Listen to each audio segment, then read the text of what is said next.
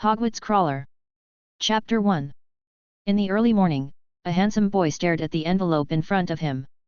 His name is Adam Lee, he is a mixed blood, and today is the day before his 11th birthday in this life. Originally, his plan for today was to get up early and go for a morning run, just like every day before, but this morning, the round-faced Scottish fat chicken broke his peaceful day. It can also be said that it broke his peaceful life. Originally, his life plan was to study hard, make progress every day, and then inherit his mother's 7 Chinese restaurants and his father's 3 French restaurants, enjoy the healthy body in this life, and live his ordinary life. But now, looking at the school emblem composed of a lion, a snake, a badger, and an eagle surrounding the capital letter H on the envelope, Adam seemed to see a noseless bald guy who laughed he suddenly intruding into his future life. He just recalled that he and the famous savior were born in the same year, and their birthdays were only 6 days apart. In other words, if this letter was not a prank by someone, he happened to be enrolled in the same year as Harry Potter. Unfortunately, there is no fantasy novel called Harry Potter in this world and this era. That is to say, if nothing unexpected happens, he will spend 7 exciting years in the safest magic school in the world. In the first year, Voldemort came to steal the Philosopher's Stone. In the second year, the Basilisk invaded. In the third year, the Dementors came to the school. In the fourth year, the Triwizard Tournament was restarted. In the fifth year, Umbridge corporal punishment of students. In the sixth year, the principal was attacked and died, and in the seventh year, the school was directly reduced to a battlefield. Wow, it's really exciting, laughs. Hey, Mom, how is your business today? Yeah, I miss you too. I called mainly to talk to you about my desire to go to China to study in junior high school, or the United States or France, but not in the UK. I'm not talking nonsense, I'm not sick, and my mind is stable. I haven't told Dad yet. Okay, I'll wait for you to come back. After hanging up the phone, Adam opened the envelope and sighed at the wording inside that was almost the same as he remembered. If he was born 7 years earlier or later, Hogwarts would have been his dream school. He would have jumped up excitedly on the spot when he received this letter, except during this period of time. He could only wait and see if he would have the opportunity to be a teacher at Hogwarts for a year after graduation and visit it at the same time. His parents came back faster than expected. After arriving home, Ms. Lee threw her bag on the sofa and entered the family meeting mode. Mr. Reed also rushed to the battlefield after parking the car. Dear, if you feel tired in your studies, we can take a year off and take a break. Although we have always praised you for your good grades, we don't love you because of your good grades. No matter how you study, you are our pride. You must not feel burdened. The store is not busy during this period. How about we go to Disney World together for a while? Perhaps because they had communicated in the car before, they both obviously thought that Adam said this because of too much pressure from studying. Mom and Dad, I'm not under pressure from studying. Adam took out the letter from Hogwarts and showed them to the two. It's because of this. Adam did not hide the fact that he was a wizard. Although he did not plan to go to Hogwarts, he still planned to learn magic. There is more than one magic school in the world. His grandmother is French and his mother is Chinese. It doesn't matter where he goes. It's always safer than the troubled Hogwarts. Hogwarts School of Witchcraft and Wizardry. The two who picked up the letter looked at each other and saw a touch of confusion in each other's eyes. Is this a prank? Wait. I seem to have heard this name somewhere. Mr. Reed suddenly frowned and fell into memories. Hey? The Ministry of Magic's Oblivion actually has a fish that slipped through the net? Just when Adam was surprised, Mr. Reed slapped his head. Ah! I remember, isn't this the fairy tale my parents told me when I was a child, with dragons and magic and so on? It seems that your grandparents prepared a birthday surprise for you. Recalling his childhood, Mr. Reed looked nostalgic. When I was 11, they said there would be a surprise, and finally prepared a 3-layer cake for me. I don't know what they will prepare for you. Adam opened his mouth and looked at his father with a complicated face. He seemed to know something, maybe, roughly. Or, let's call Grandpa and Grandma to ask. Although he roughly guessed what happened at the time, Adam still wanted to confirm it. Well, this is not that's great. After all, it's a surprise prepared by your grandparents. If I expose it, they might be unhappy. Mr. Reed hesitated and even regretted telling the truth in a hurry. The relationship between him and his parents is a bit delicate. To say the bad, he has been close to his parents since he was a child, and his parents fully support and provide financial support for starting a restaurant. But to say the good, his parents let him move out the day he just came of age, and he rarely visited them in these years, at most just calling. Let's call and ask, I'm really curious, let me ask. Seeing Adam insist, the couple had no objection, and Adam picked up the phone in the living room and started dialing. The phone was picked up soon. Jerry, what's the matter? Adam's grandfather's voice sounded on the other side. Grandpa, it's me. Oh, it's Adam baby, what's the matter with Grandpa? Hearing the tone of the other party suddenly become several degrees softer, Adam was inexplicably nervous. Grandpa, do you know Hogwarts School of Witchcraft and Wizardry? The other side suddenly fell into silence, and then the grandfather's somewhat excited voice sounded. Hogwarts. You received the letter, right, dear? Merlin's pants. I knew it. I've been waiting for this month. Emma. Come quickly. Followed by a call that was a little far away from the receiver and seemed vague, the grandfather's voice became clear again. Listen, kid, stay home well, Grandpa and Grandma will be here soon. Grandpa hung up the phone after he finished speaking. Adam put down the phone and looked at his parents, pursing his lips. Grandpa said they will be here soon. Arriving soon? But they are in Devonshire. Before Mr. Reed finished speaking, he heard the doorbell ring. The three people in the room looked at each other, and Mr. Reed stood up and walked to the door, opening the door nervously. Mom and Dad? Oh son, we miss you. The old Reed couple at the door hugged Mr. Reed and walked straight into the room towards Adam. Dear, show us the letter. Mr. Reed standing at the door? I felt loved for a short time, and then... Pa, it was gone. Ms. Lee handed the letter to her parents-in-law, and at the same time she keenly noticed that Adam had not mentioned the letter on the phone just now. If the letter was prepared by the old couple, so they knew about it, and now it appeared because they rushed to the vicinity in advance to prepare a surprise for their son. But what about the phone call that was connected? Good, great, Merlin bless. The old couple turned the letter paper and the envelope over and over again, and suddenly, old Reed looked up. By the way, have you told your father-in-law about this? Seeing Ms. Lee's puzzled eyes, old Reed nodded. Okay, I'll contact him and make him happy. Adam. There's a surprise. Chapter 2. Dad. Why have I never heard of this? Adam's grandparents were also very active. They went directly through the international channel of the Ministry of Magic and arrived at Adam's house before lunch. Ms. Lee, who had been popularized about the wizarding world by the old Reed couple during this period, was furious as soon as her parents arrived. Although her husband did not come into contact with the wizarding world later and regarded wizards as fairy tales, he had heard about it before he was sure that Hogwarts had not sent an admission letter. Why did she know nothing about this from childhood to adulthood? Adam's grandmother was talking to Adam about family matters, so she had to ask her old father. The way we judge whether a child has the potential to practice is different from that in the UK. When we do the Joswa ceremony for a child, we will mix spiritual objects with the Joswa items. If a child has a talent for practice, he will naturally be attracted to spiritual objects. Adam's grandfather spread his hands. When you held the golden abacus and refused to let go, and didn't even look at the wooden sword, copper coins and jade pendants next to it, we knew you didn't have the talent for practice, but you do have a talent for business. You are the best at making money among your siblings. Ms. Lee choked, then frowned, and asked. What about Adam? Although he was born in the UK, didn't you also do the Joswa ceremony for him when he was a child? Didn't you put that spiritual object? Yes, but he grabbed a book without spiritual energy. Facts have proved that he is really good at studying.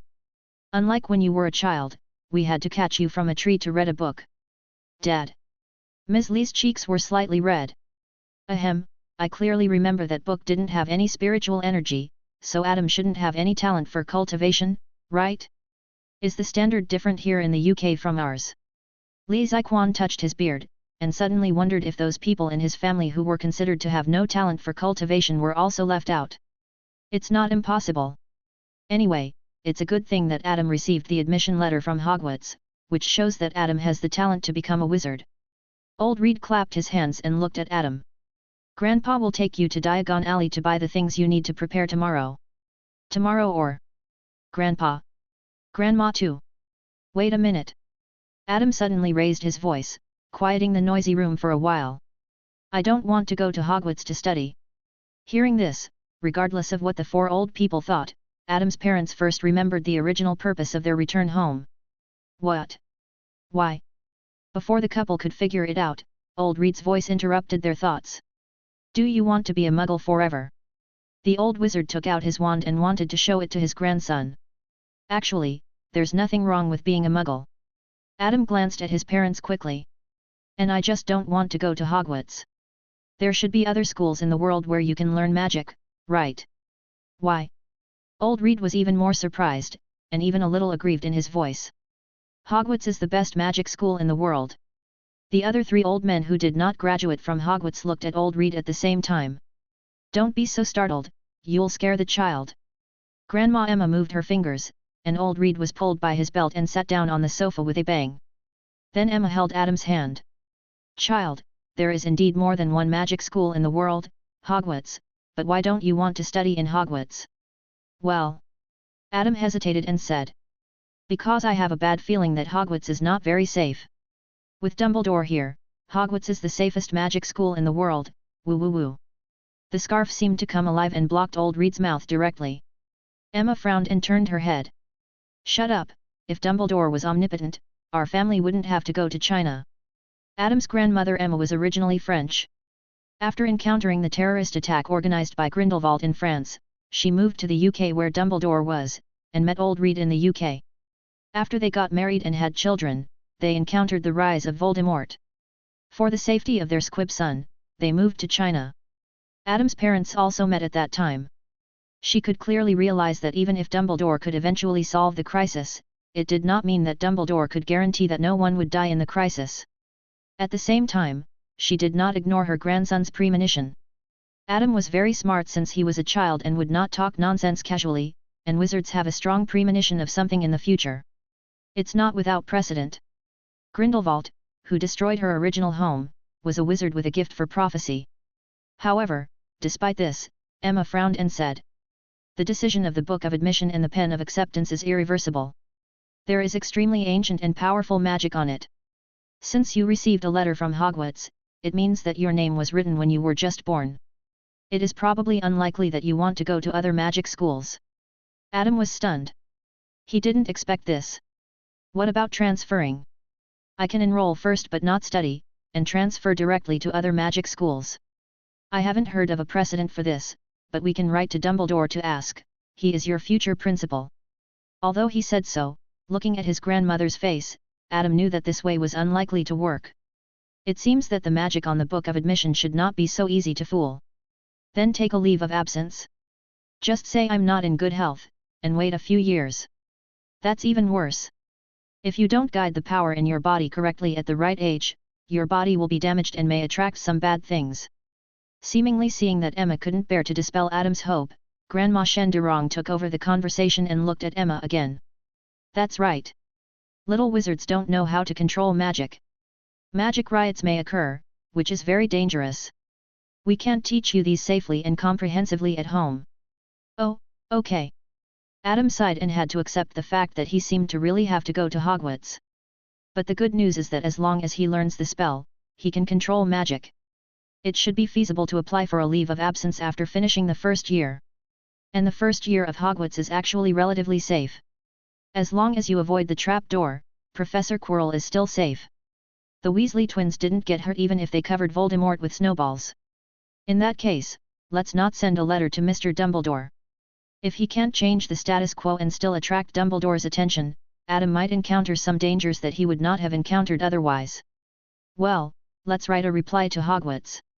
Tomorrow we will take you to Diagon Alley. There are many magical things there. You will like it. Emma touched Adam's head and looked at the worry on her grandson's face, and made a decision secretly. Chapter 3. As the saying goes, man proposes, God disposes. Before the next day, Adam's grandparents had to go back that afternoon because of some unexpected events on the other side of the ocean. Son, take this and be safe at school. Before leaving, Grandma took out a jade pendant and Adam put it on. And this? Grandpa took out a thread-bound book and handed it to Adam. This is the book you got when you grabbed the first week. I found it. Since you have a talent for cultivation, This book passed down from your ancestors may not be an ordinary thing. Maybe it can help you. After a few words, the two elders left. I don't know if the Chinese side used apparition. Happy birthday to you, happy birthday to you. After 12 o'clock, the family sang birthday songs around a big cake piled with fruits and cream. The cream balls on the cake also clapped and danced under Grandpa's transformation spell. Adam closed his eyes and made a wish while singing. The three pure ones, the Jade Emperor, the Western Guide, Jesus Christ, Allah. Master Merlin bless you. Although I don't know which one of them will allow me to live a second life, but you didn't throw me here just to make me die young for the second time, right? I don't ask for any other golden fingers, just let me live peacefully, please, please. Who? Opening his eyes, Adam blew out all the candles in one breath with the hope of living. Okay, go to bed early, tomorrow, oh no, today we still have to go to Diagon Alley.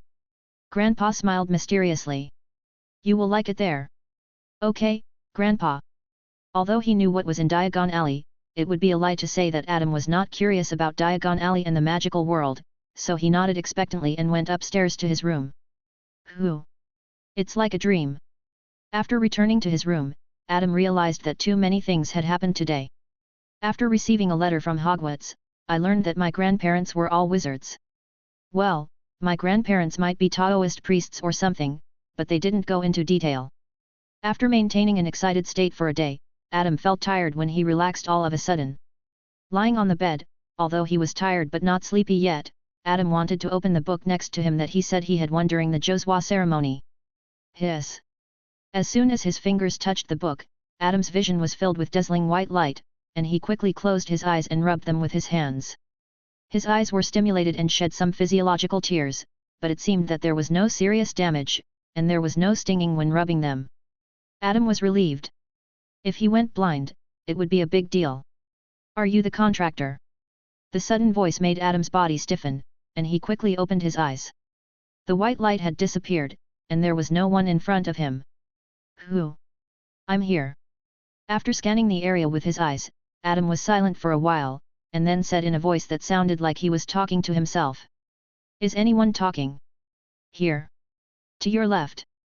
To the left, below. Look down. Yes, that's it. As Adam put the book on the bedside table on the quilt, the slightly broken voice returned to the state of pretending to be serious just now. Ahem, let's do it again, are you the contractor? Looking at the book in front of him, which had a big change in appearance from the previous thread-bound book, Adam's expression was a little subtle. He seemed to have seen this book somewhere. If I remember correctly, the cartoon was called Cardcaptor Sakura? Of course, he was more familiar with Cardcaptor Sakura Magic Card.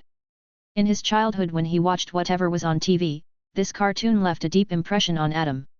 If that's the case, then could that voice just now be? What's the contract you're talking about?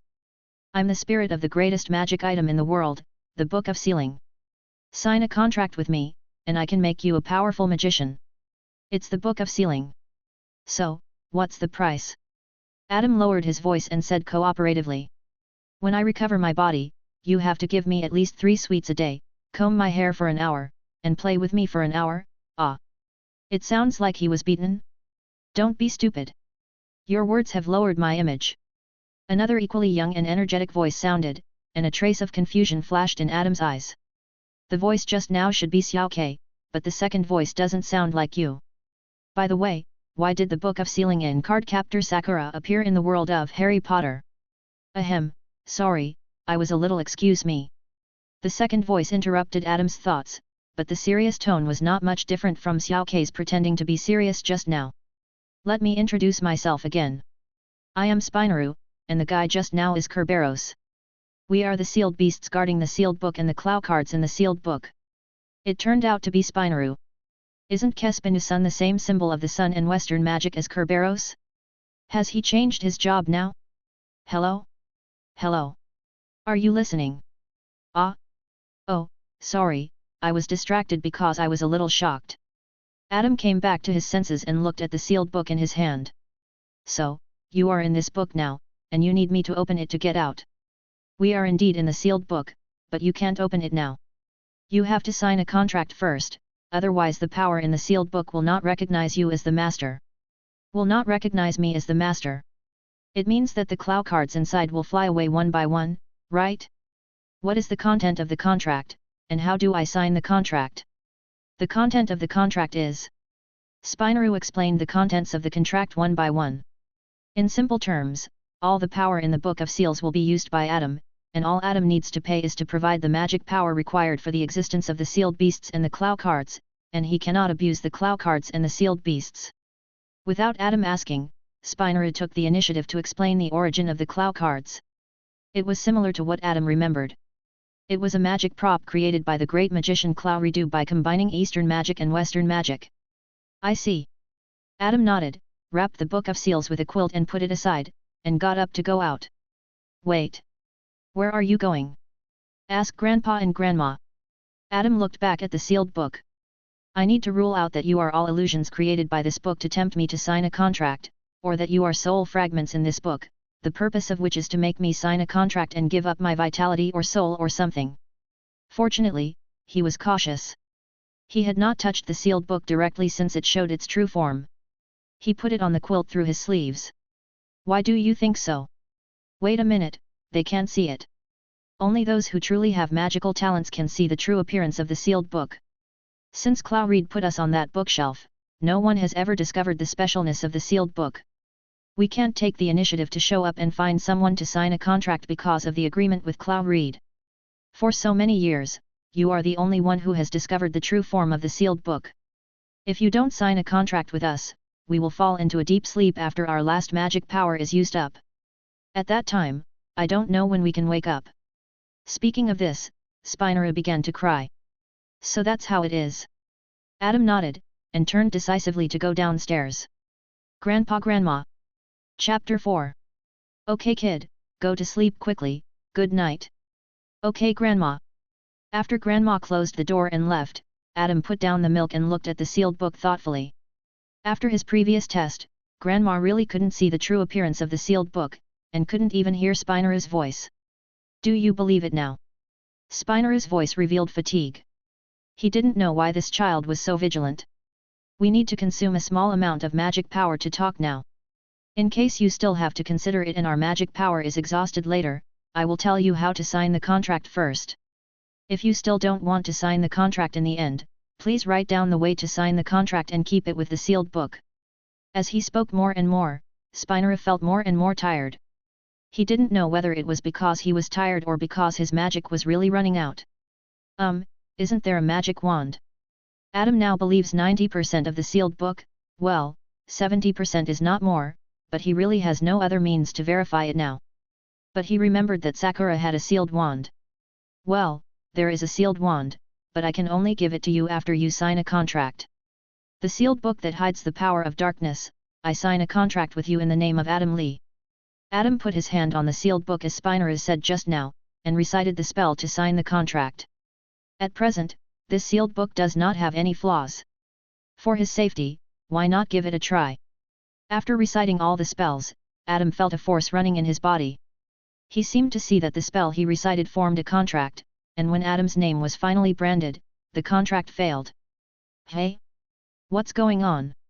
The voices of Spinaru and Kerberos sounded together. Oh, I just tried this spell to see if there is a trap, and now it seems that you really didn't lie to me. Adam cleared his throat without changing his expression. The sealed book that hides the power of darkness, I sign a contract with you in the name of Adam Reed. Hey! When the names were branded, Spinaru and Kerberos made even more shocked sounds. What's wrong? I did what you said this time. No, nothing. Spinaru and Kerberos in the sealed book looked at each other. Is this the standard for opening the sealed book? Curolito really implemented the standard of keeping the wealth within the family to the extreme.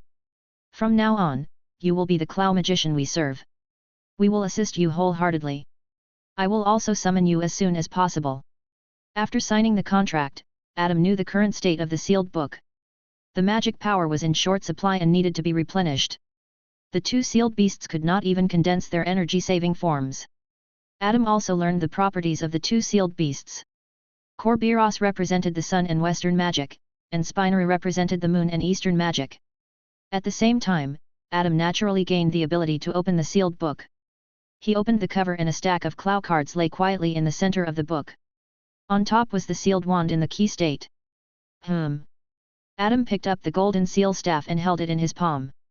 Has the seal staff always looked like this? The appearance of the seal staff will change with the magic power of the contractor. This is the dark staff that Clowreed used. The voice came from Kirubros. It seems that you and Clowreed's dark magic are very compatible. Clowreed's dark staff. In the name of the contract, show me your true appearance. The head of the dark staff in the key state is a disc posture with a crescent completely enveloping the sun. After being fully released, the enveloping relationship has not changed, but the sun part is enlarged, and the part wrapped by the crescent is only the circle in the center of the sun.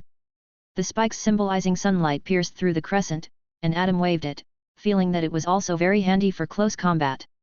At the same time, the seal staff seemed to be able to adjust its size after being fully released according to the height of the user, but the dark staff was still a head taller than Adam, but fortunately the staff body was slender and the proportions were still coordinated. Standing in front of the floor-length mirror, Adam looked at himself in the mirror wearing pajamas and leaning on the dark staff. Should he feel sorry or thankful that the transformation of the Clow magician does not include the change of clothes? Let's try the Clow cards again. I need to remind you, Adam, you are still too young now, and your magic power is not enough to use the Clow cards at will. Floating seal. The voice of Spinaru came from the Book of the Gods. Magic power will increase with age, proficiency in magic use and learning more magic knowledge. You can only use the Clow cards once a day, otherwise it may be dangerous. Once, does it include the cardless? Adam's eyes swept across the Clow cards, but he did not find the cardless. The cardless is still sealed. Now you will be affected by the magic of the cardless just by touching this card. Even if you don't want to do this, you will still disappear from this world completely. The two little ones were not surprised that Adam knew about the existence of the cardless. The information Adam would get after signing the contract was left by Clowledo, and they didn't know what it was.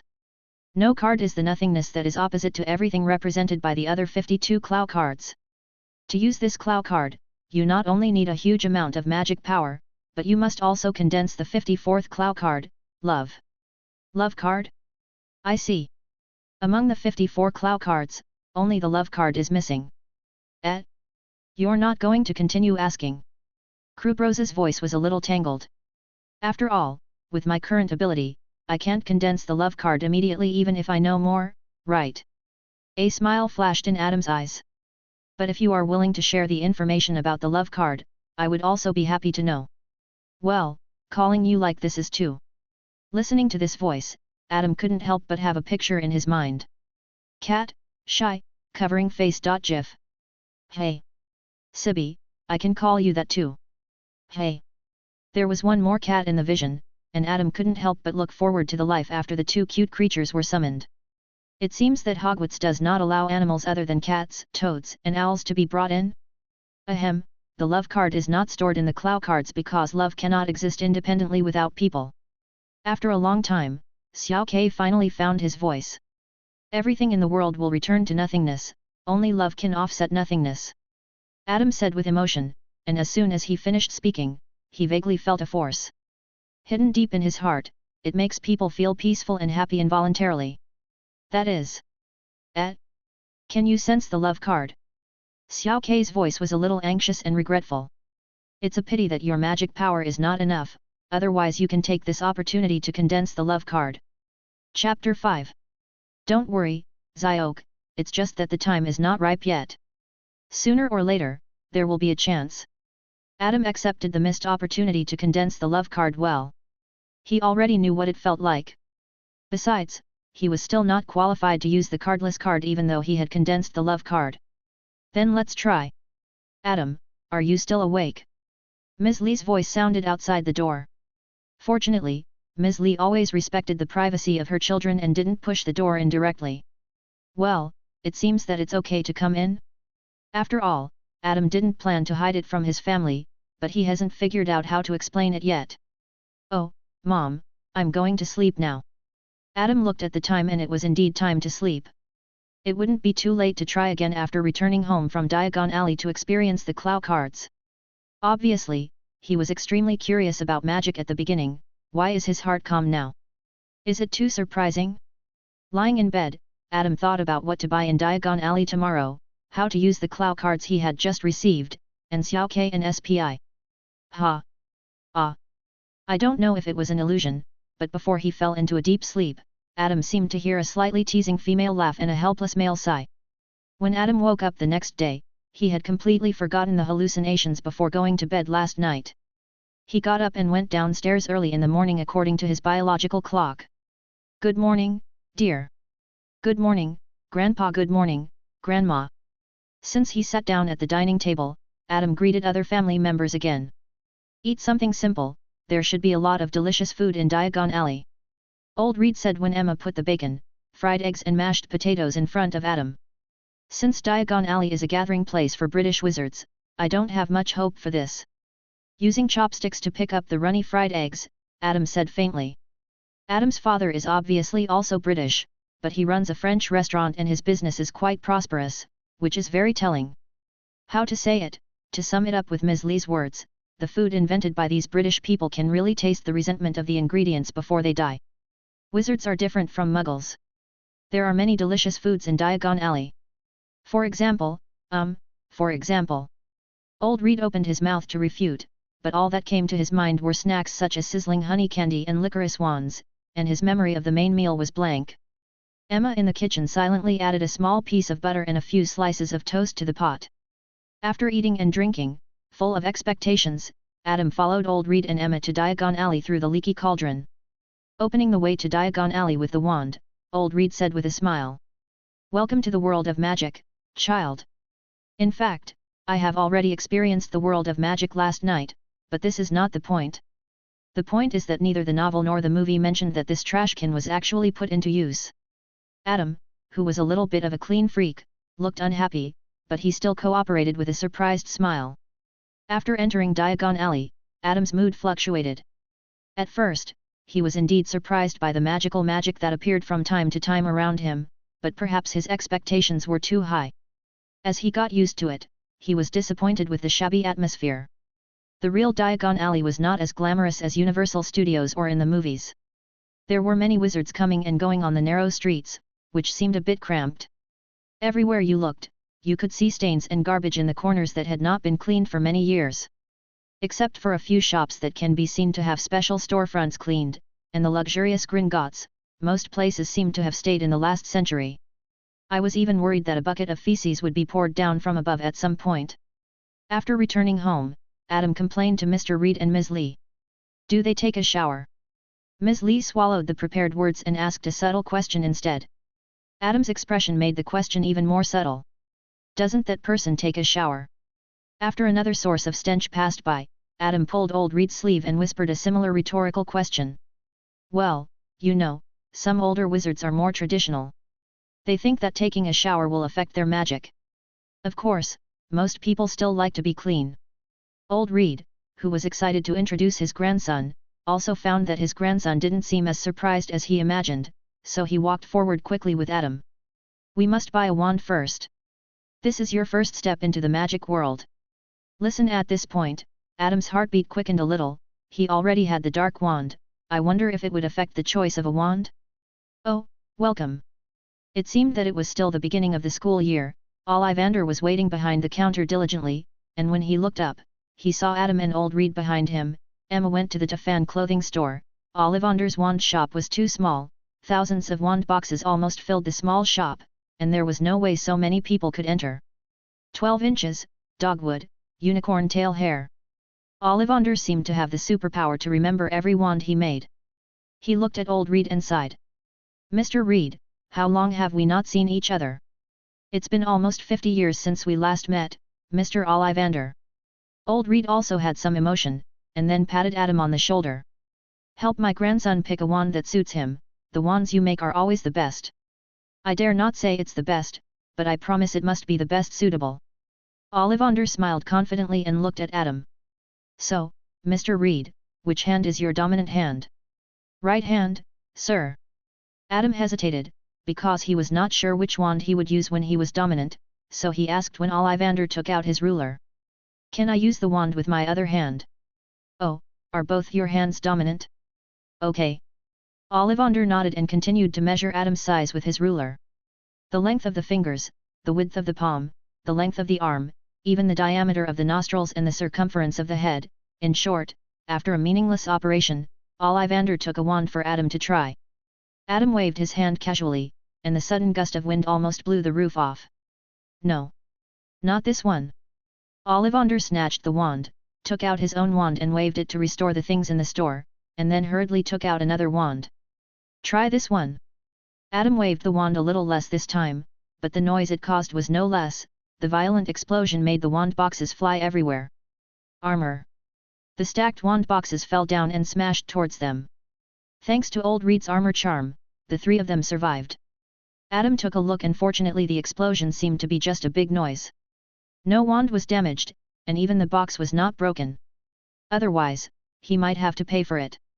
Ah, such a huge power is beyond my expectation. Let me think.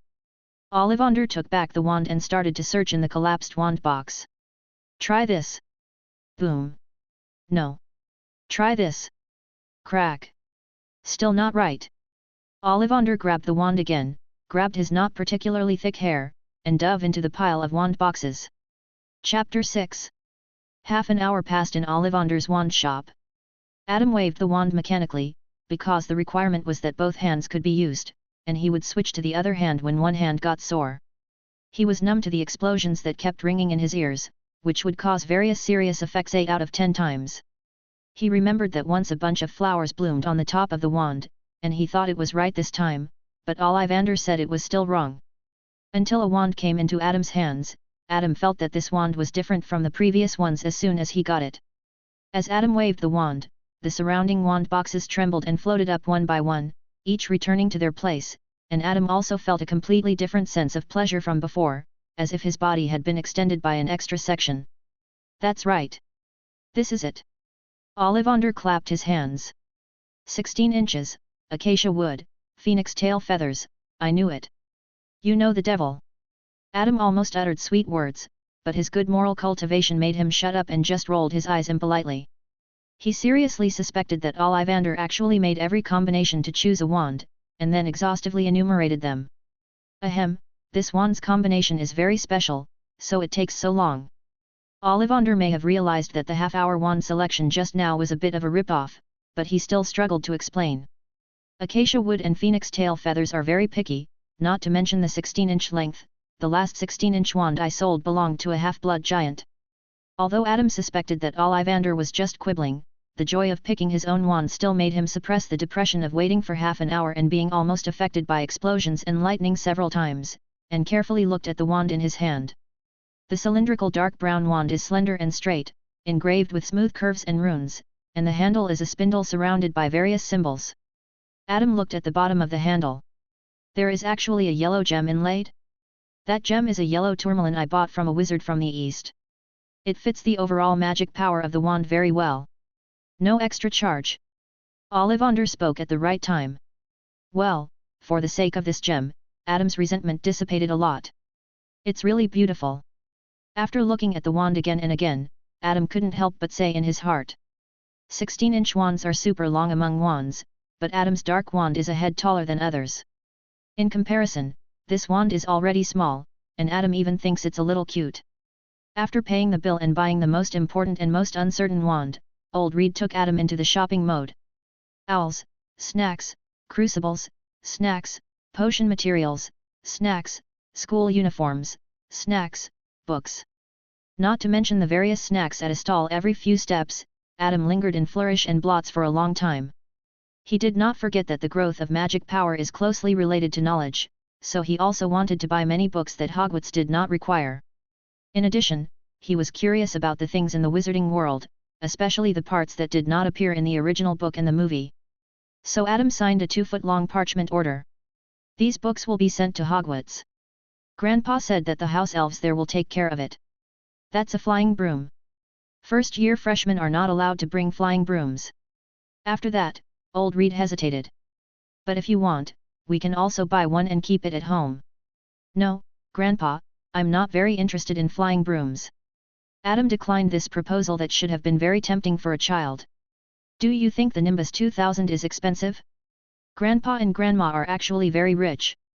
Mom and Dad gave me a lot of money, Grandpa. The Nimbus 2000 is indeed expensive, but Mr. Reed and Ms. Lee originally planned to send Adam to Eton College. The tuition fee of Eton College is more than £40,000 a year, for a total of 5 years, and both of them had reserved this large amount of tuition fees.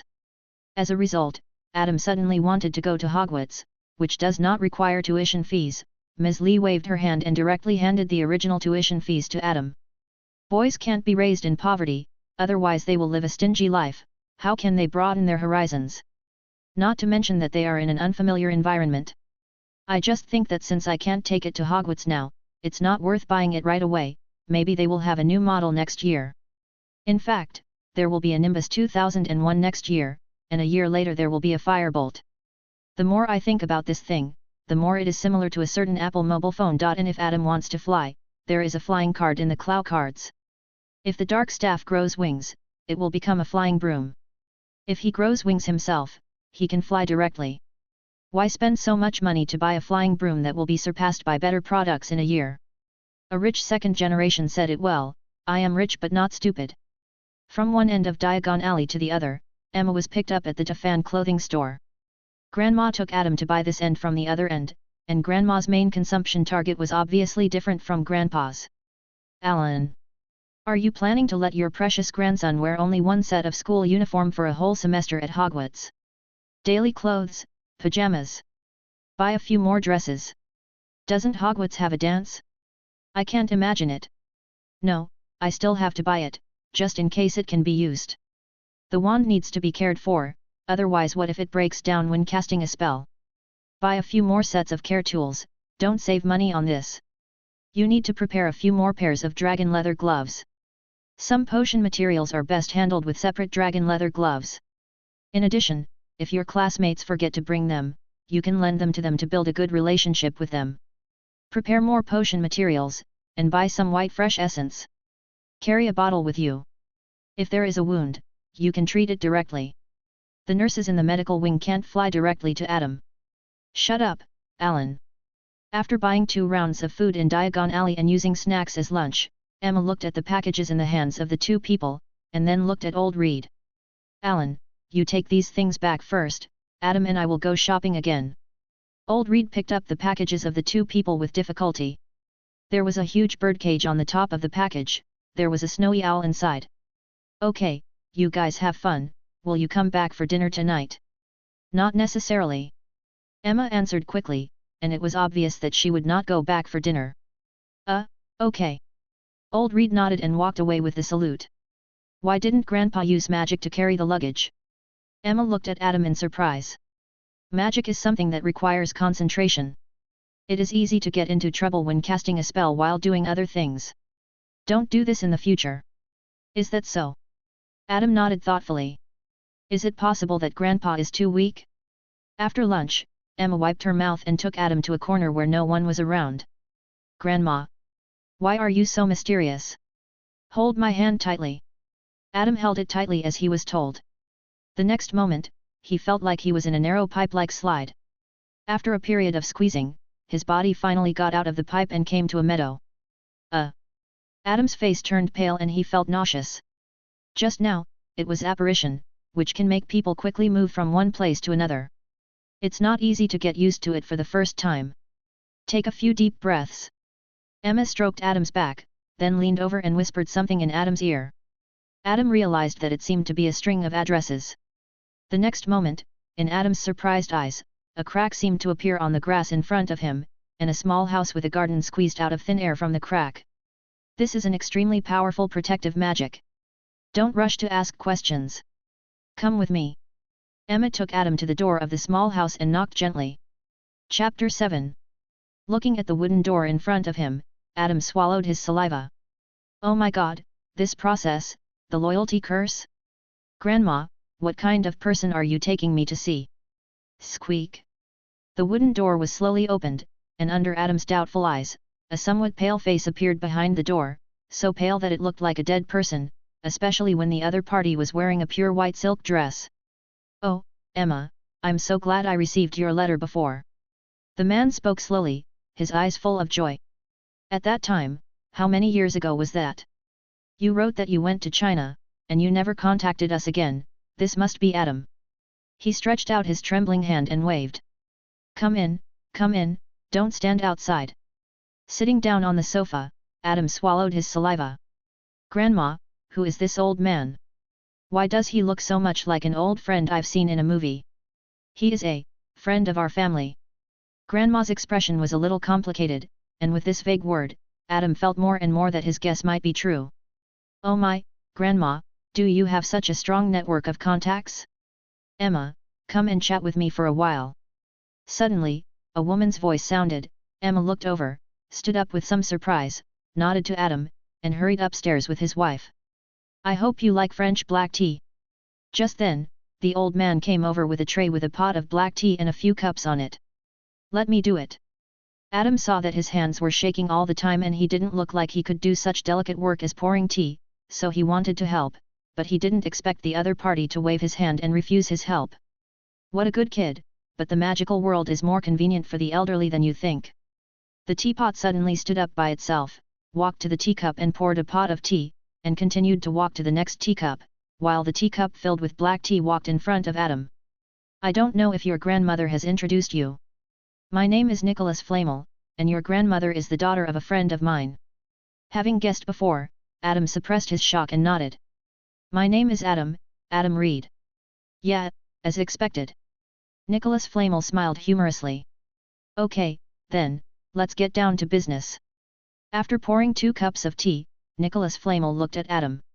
Your grandmother has told me in the letter that you have a premonition that something dangerous will happen in Hogwarts next, so you don't want to go to Hogwarts, right? Yes, but unfortunately I'm afraid it won't work. Can you help me? Adam's eyes lit up. If it was this person, it might really work. Although he has signed a contract with the Cloucards, Adam still doesn't think he is safe staying in Hogwarts. At most, he has a little more ability to protect himself. After all, the Cloucards are a power from a girl's comic, and they don't seem to have any particularly impressive fighting skills, while Voldemort's reputation is earned through killing. If it's about transferring to another school or something, I'm afraid I can't help. The light in Adam's eyes dimmed. But I can give you this. Nicholas Flamel took out a button from his pocket. This is a porte-cayette. Porte-cayette? Yes, a prop made with magic. After activating it with the corresponding magic, you will be teleported directly here. Nicholas Flamel pointed to his feet. This is the only way to quickly escape from Hogwarts. At the same time, this house is protected by powerful magic. In addition to the 2 of us here, only my wife, Emma, and Dumbledore can enter. Dumbledore is the headmaster of Hogwarts, you should know that. Yes, I know. Adam frowned. But I don't know how to activate the porte-cayette magic. I don't even know how to do it. If I knew when you would be in danger, I, as the maker of the porte-cayette, could set the time for it to be activated. Unfortunately, I did not predict this. Nicholas Flamel stared into Adam's eyes.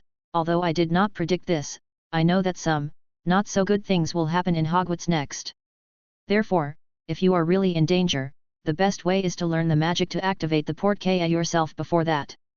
Adam clenched the button in his hand and nodded. I know, then which book can I learn this magic from? It is very dangerous to learn magic directly from the book. I have found a teacher for you. Nicholas Flamel stared into Adam's eyes. Although I did not predict this, I know that something, not so good will happen in Hogwarts next. Therefore, if you are really in danger, the best way is to learn the magic to activate the porte-cayette yourself before that. Adam clenched the button in his hand and nodded. I know, then which book can I learn this magic from? It is very dangerous to learn magic directly from the book. I have found a teacher for you. Flamel took out a letter and handed it to Adam. Give this to Dumbledore, he will teach you how to learn this magic. I have a good relationship with him, and he just happened to owe me a favor recently. Besides that, I would like to ask you to do me a small favor. Nicholas Flamel stood up, walked to the shelf beside him, picked up a red gem and put it in the bag. As Adam's eyes had regained their calm, Nicholas Flamel handed the bag to Adam. Give this and the letter to Dumbledore together, give it to him personally, okay?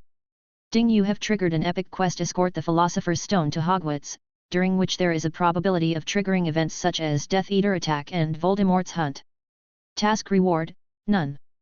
Such a voice seemed to ring in his ears. Even though he had been preparing himself mentally for the past few seconds, Adam couldn't help swallowing his saliva. But, aren't you on good terms with Dumbledore? Why don't you hand it over to him in person? Or have him come over? Please be considerate of old men like us. It's not easy to go out. Nicholas Flamel smiled. Before he could explain why he knew about the Philosopher's Stone, Adam couldn't ask more. Of course, it was not easy for Adam to refuse. After all, he shouldn't know about the Philosopher's Stone.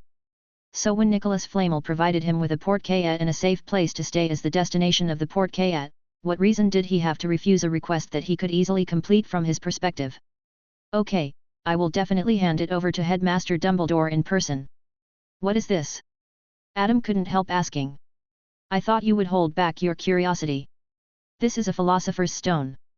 The original name of the Philosopher's Stone is Philosopher's Stone, which should be translated as Philosopher's Stone or Sage's Stone. However, Nicholas Flamel used a magic stone at this time, and he obviously didn't intend to let Adam know too much. It's broken, it looks more real. But shouldn't this thing be in Gringotts, taken away by Hagrid and brought to Dumbledore? How could he let a child? Wait. Adam fell into thinking about which one is more reliable, a child or Hagrid. Until he returned home with the Philosopher's Stone, Adam couldn't believe that he was carrying a stone that could make people immortal and turn into gold. Adam, you're back. Is Diagon Alley fun, et? After dinner, they returned to the room on the second floor. Xiao Ke and SPI in the sealed book couldn't wait to quarrel. Suddenly, Xiao Ke seemed to have noticed something and said, I feel a lot of magic. A lot of magic, this. Adam touched his pocket and took out the bag containing the Philosopher's Stone. That's right. Such a large amount of ownerless magic, is the Philosopher's Stone. Adam, where did you get it from? Xiao Ke actually knows the Philosopher's Stone? Yes, Xiao Ke is the sealed beast representing the sun and Western magic. With the experience of Clow Reed, the great magician, maybe he has really seen the Philosopher's Stone. Adam remembered that this person could even travel to parallel worlds. It's a pity. Xiao Ke, someone asked me to pass this to another person, don't think of anything bad. Especially when these two are both very powerful. No one would really think that Nicholas Flamel, who has been guarding the Philosopher's Stone for more than 600 years, has poor fighting ability, right? Well, but with the Philosopher's Stone, we can condense our bodies and move freely, and we can also use GAN cards. I really want to eat cake. Xiao Ke's voice was full of reluctance, and it seemed that he was biting something. Idiot, don't you have a double card over there? Chapter 8. Day after day, apart from your GAN card and my bubble card, have you ever taken the Clow cards we manage seriously? Spee's scolding was accompanied by crackling sounds and a cry of ouch ouch, which sounded like Spee punching Xiao Ke. I really want to see. But the key is not this, but what Spee just said. Double card. Adam's mind appeared with the appearance of this Clow card, a pair of twin children wearing clown-like costumes. The image of Clow cards can be roughly divided into 4 types: character image, character holding elements representing card abilities, animal image with card ability characteristics, and object itself with card ability. Among them, the Clow cards with character images are basically single people, and the double card is the only card in the Clow cards with 2 people on the face. The effect of the double card is also very special. It can copy an object or person into 2 identical ones. If the magic is not removed for 1 day, the copied person or object will continue to exist. But, can Shuangpai copy the Philosopher's Stone? Even if he can, his magic power is not enough to create a Philosopher's Stone, right? But with my magic power, it is impossible to copy a Philosopher's Stone, right? Adam asked the question truthfully. Shuangpai's magic is not copying. The sound of meow meow fist stopped, and Sibi's voice sounded. Adam, do you know about parallel time and space? Adam. If the process of a world is compared to a line that keeps moving forward, then when any possibility of change appears, this line will diverge in every possible direction, forming parallel time and space. Even the trajectory of a dust particle blown by the wind will derive countless parallel time and space, but most of the time these possibilities cannot cause enough differences to stabilize these parallel time and space in a short period of time, so these parallel time and space will be repeated after a period of time. New convergence and overlap into one line. Sometimes some people have different perceptions of the same thing, which is the result of overlapping memories after the convergence of parallel time and space. The magic of the double card is not to copy the same thing into two, but to transfer the things in the parallel time and space to be converged to this time and space when the original time and space of this thing is converged. This magic cannot be cancelled. The Philosopher's Stone is a powerful collection of magic, but it does not have the uniqueness of parallel time and space. You can use the double card to copy the Philosopher's Stone from parallel time and space. Adam. Let's not talk about the magical side of the Mandela effect. This is a wonderful thing. Sibby's explanation of the ability of the double card really subverted Adam's cognition of this Clow card, or the concept of Clow card. I thought it was copied into two, but it turned out to be the second method. Speaking of it, the setting of Clow card seems to have always been very advanced, but the stereotype hindered Adam's cognition. The production of Clow cards combines many elements such as natural forces, playing cards, tarot cards, the 4 elements of alchemy, the 12 constellations, the 8 trigrams and the 5 elements. The setting can be regarded as a culmination of Eastern and Western mysticism. The creator Clow Reed is a great magician who can freely travel between parallel worlds. The thought of hoping that Yueko will be resurrected can stop time and space. He has lived for hundreds of years in a young posture by his own power. However, the creator Clow Reed seems to have never used Clow cards to fight, and his successor Sakura, as the protagonist of the girls' comic, basically uses Clow cards to save people and rarely shows the power of Clow cards. Various factors led to the fact that even if Adam signed a contract with the Book of Seals, it was out of the idea that more power is always good instead of thinking that Clow cards are so powerful. Don't limit your cognition and imagination, Adam. As if he had discovered Adam's thoughts, SBI's voice sounded again. Magic is a kaleidoscope that projects the mind, will and soul with magic power. Magic power can only determine the strength of magic. What really makes magic ever-changing and omnipotent is your heart. Not only for those who don't understand the principles of the Clow cards, but even the Clow cards themselves, you can modify them according to your own ideas after fully understanding them. Thank you, SPI, I understand. Adam suddenly understood. Before, his cognition was too narrow, and he didn't even have a deep understanding of the Clow cards. Now it seems that the development potential of the Clow cards is far beyond his imagination. Just a double card has the potential to develop a second method, so what about other cards? The development of the Clow cards can be studied slowly later, and the top priority is as expected, it is still the key that hides the power of darkness. Summoning the Wand of Darkness, Adam paused and looked at the Book of Seals. Sibby, can this spell be changed? Although darkness itself does not have the attributes of justice and evil, it can easily cause misunderstandings from others. No, this is part of the contract, but although the spell cannot be changed, you can directly abandon the spell when you have enough magic power. This time it was Xiaoke who spoke. Ah, that's great. The Book of Seals automatically opened in the air and turned to the page of the double card. The seal is lifted. The spikes symbolizing sunlight pointed at the double cards, and the twin elves in clown costumes on the card surface immediately broke free from the seal, jumped out of the card and fell to the ground. Yo! The twin elves are almost exactly the same, except that their hair is pink and blue. When bowing to Adam, one uses the left hand and the other uses the right hand, which looks like a mirror. Can't you talk? It was the first time for Adam to summon the elves in the Clow cards. He looked at the twin elves in front of him who were almost as tall as him with curiosity. Only a few of the Clow cards can talk. After all, Clow is a quiet person. Xiaoke explained. I see. Then, please conjure up the second magic stone. Adam handed the magic stone to Shuangpai. Yo! Shuangpai came in front of the magic stone. A white light flashed, and the 2 magic stones lay quietly in Adam's palm. Hiss! Although SPI had said it was feasible, Adam still gasped when Shuangpai really conjured up the second magic stone. Can you conjure up more? Shuangpai looked at Adam and nodded. Hiss! Golden light appeared in Adam's eyes. Adam, it's not a good idea to copy too many philosopher's stones. There is no essential difference between 2 philosopher's stones and one, and once exposed, it will easily cause trouble. You can't use the Clow cards too many times in one day now.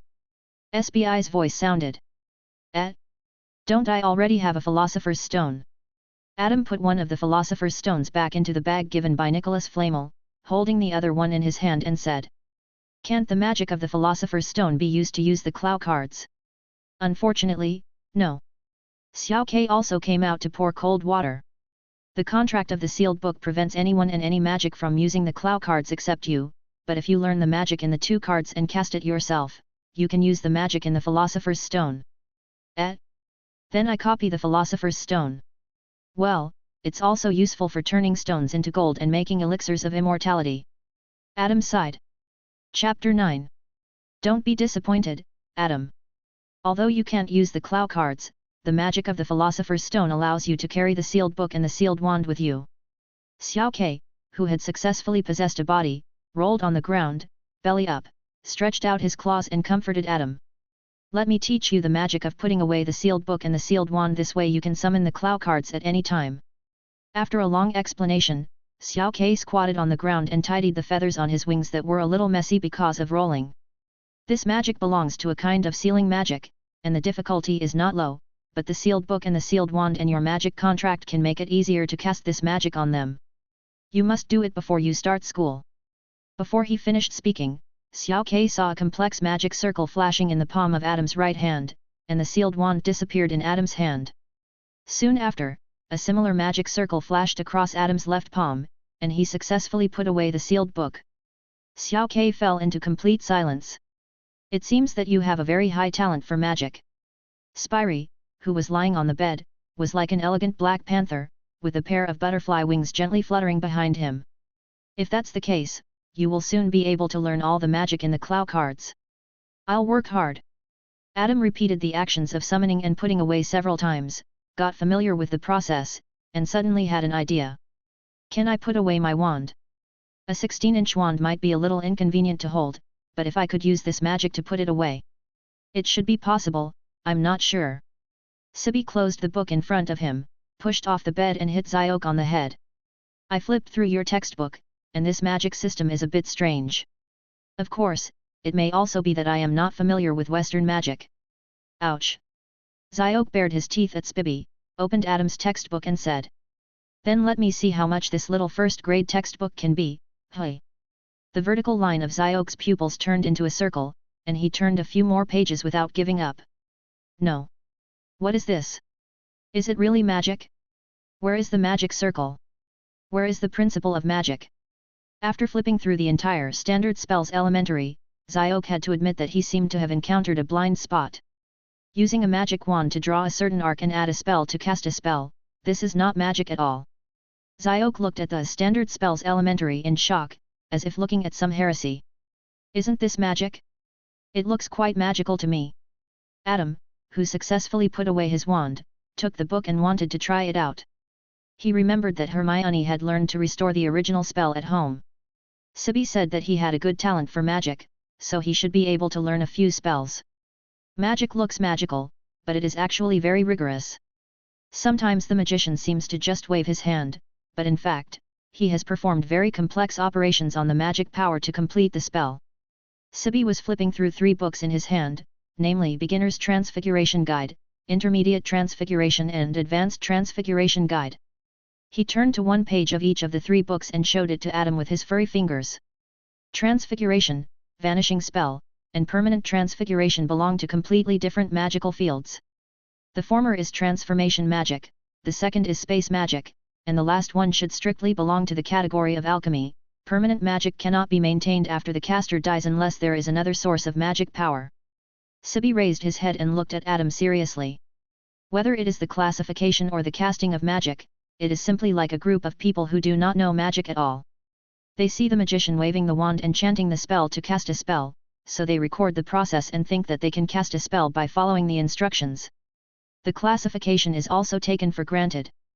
The most important thing is that we are reading the textbook, which means that the complete casting process should be explained in the book, but I can't find any trace of magic circle at all. Putting aside the possibility that the magic circle will be taught separately after enrollment, I have reason to suspect that this is no longer the world we originally belonged to. At first, Adam did follow with a serious face and his heart was lifted, but after hearing the end, Adam suddenly realized yes, this is not your hometown at all. Maybe you really fell into another world. Adam evaded the question. The wizard's ability to cast spells comes from the intermarriage between the ancestors and magical animals, not from their own research.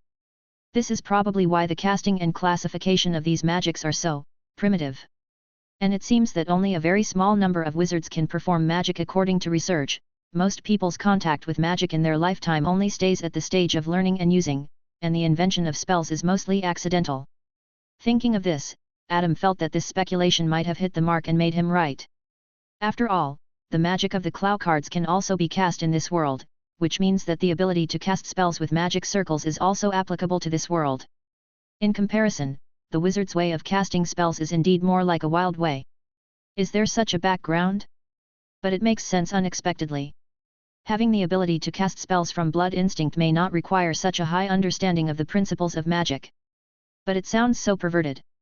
Sibi was shocked and even a little scared, because they seemed to be magical animals according to the classification of this world. What? We are not in the original world anymore. Xiao Kei covered her face and exclaimed, her golden hair exploded. Then my cake is. Adam, do you have cake here? Yes. Adam nodded. And there are many other sweets. Oh, by the way, the magic world here has unique sweets. Speaking of this, Adam stuffed a sizzling honey candy into Xiao Kei. Xiao Kei Bang turned into a small energy-saving mode, holding the candy that was almost as big as his head and licked it. Wow, what a special honey taste. I've never eaten it before. This world is great. It's probably made from the honey of some magical plant. Adam also stuffed one into SPI, who initially expressed rejection but soon became smaller and started eating it, and fell into a state similar to a cat taking catnip, rolling left and right on the bed. Looking at the two cute creatures, Adam crossed his legs and lifted them up and put them in his knees, then picked up a copy of Standard Spells, Elementary and started reading it. Let's set a small goal first, learn to restore it to its original state before school starts. There's nothing wrong with the wizard's ability to cast spells from his bloodline. At least it's much simpler than casting spells with magic circles, and there's no need to figure out the principles. First use the magic of this world, and then figure out the principles bit by bit, it's perfect. Touching Xiaoke's head and wings, pinching SBI's pads and tail, Adam's attention slowly immersed in the ocean of knowledge. Chapter 10. September 1, 1991, King's Cross Station. Remember to be safe on the road. Remember to write to Grandpa. Handing the luggage to Adam, the old Reed couple watched Adam board the Hogwarts Express. I know, goodbye, Grandpa and Grandma. Waving goodbye to his grandparents, Adam patted the suitcase, picked up the light luggage and walked along the aisle, passing through two carriages before finding an empty compartment. Hey, I'm almost suffocating. As soon as Adam put his luggage away and sat down, Xiao Kei's head popped out of his pocket. Thank you for your hard work, Xiao Kei, SPI. Adam picked up Xiao Kei and held him in his arms, scratched Xiao Kei's chin with his index finger, and Xiao Kei squinted his eyes immediately.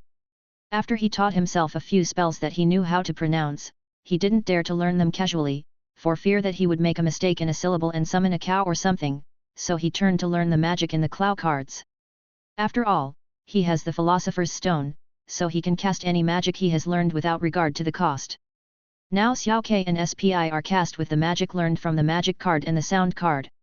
In the eyes of others, Xiao Kei and SPI are just two kittens, and they all sound meow when they talk. I really can't understand why wizards have to take the train to school. Spider crawled out of Adam's other pocket, flapped his wings and flew to the table, walked to the window and looked at the students and parents who were saying goodbye outside the window.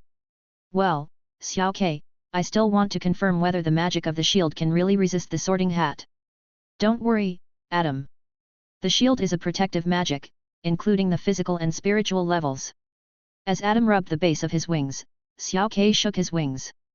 To penetrate the protection of the shield, unless the caster's heart is shaken or the attacker has far more magic power than the caster, the shield's protection is indestructible.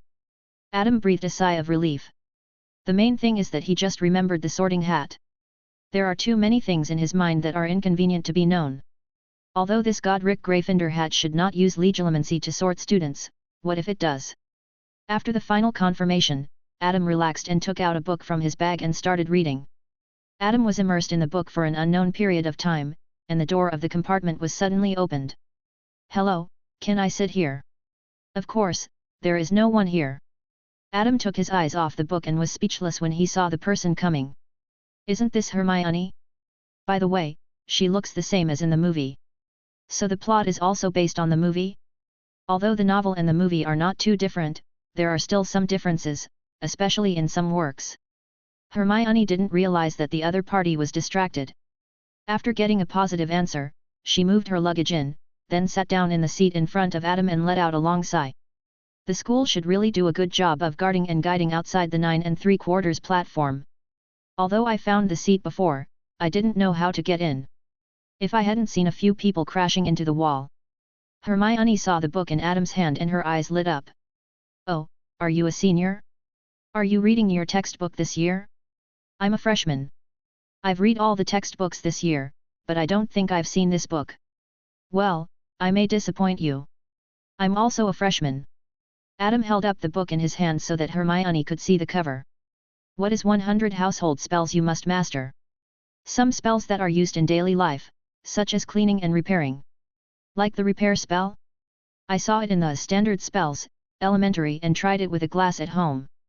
Hermione looked around as if looking for something to try her hand. The repair spell is indeed a universal spell, but sometimes it needs to be adjusted for some special situations. Adam turned the book towards Hermione and pointed out one of them with his hand. Like the floor corroded by potions, and so on. Apart from that, cleaning it up is a universal cleaning magic, but when you want to clean something like a dress, you often need some more delicate means. Wow! I never thought about these situations. Hermione's eyes lit up. Wait, what's the name of this book? 100 household spells you must master. Okay, I remember it. Ah, this way I really missed a lot of things at that time. There are so many books in Flourish and Blots. I shouldn't have been satisfied with just buying the textbooks I needed. Hermione looked annoyed, wishing she could rush to Flourish and Blots right away. Oh, by the way. When I got on the bus just now, I heard a freshman asking about the sorting ceremony. Do you know what that is? Adam was about to answer, but suddenly remembered something. I'm not sure either. It seems that parents and seniors have maintained a tacit understanding on this matter. He didn't have the bad taste to hide from others. The main thing was that if he told Hermione about the sorting hat, he would have to introduce the characteristics of the 4 colleges. If Hermione knew about Ravenclaw in advance, this academic master might go to Ravenclaw. After all, even if the sorting hat saw the courage in Hermione's heart, if Hermione subjectively wanted to go to Ravenclaw, the sorting hat should still follow the student's wishes if Hermione also had the characteristics of Ravenclaw. Wouldn't the trio be missing one person at that time? Although Harry Potter was jokingly called Hermione and her 2 useless men by some fans, in fact, each member of the trio was very important. Without any one of them, Voldemort might not be defeated in the end. Oh no, the prophecy of this world should be the kind of prophecy that will come true once it is made under the Western magic concept. Voldemort should still die at the hands of Harry or Neville, but this process has become too uncontrollable for Adam, who knows the plot. Before he grows up, it is better not to get involved in the troubles of the Savior too much, so as not to bring trouble to himself. Thinking of this, Adam responded to Hermione casually, and his attention was obviously on the book in his hand. After Hermione found this, she was considerate and did not disturb Adam again. After a while, the door of the compartment was suddenly knocked, and a little boy with a sad face appeared after the door was opened. Excuse me, have you seen my Lifu? That's, suck, a toad, I can't find, suck, it. Hermione, who was helpful and a little bored, immediately walked out of the compartment to help Neville find the toad. As for Adam, he quietly closed the door of the compartment after the 2 left. He was just a little badger passing by. Savior, Voldemort, etc., Badger doesn't know. Chapter 11. Adam thought he could enjoy his private space all the way to Hogwarts. Who knew that when he started to see how to control the heat with a spell, the door was opened again. Hermione leaned against the door frame panting and looked at him awkwardly. I forgot to introduce myself just now. My name is Hermione Granger. My name is Adam Reed, nice to meet you. After the abrupt self-introduction, Adam blinked. So, the toad was found. Oh. Not yet, I'm still looking. Hermione patted her forehead. She just introduced herself when chatting with the 2 boys, and suddenly remembered that she forgot to introduce herself to Adam, which was too rude. I'll continue to look for the toad, you continue reading. Hermione left in a hurry after saying this. Didn't she look in this direction just now? Xiao Ke raised his head. Maybe she hasn't finished looking. Want to eat macarons? Adam took out their lunch from his bag. Yes. When the sun was completely swallowed by the horizon, the Hogwarts Express slowly arrived at its destination.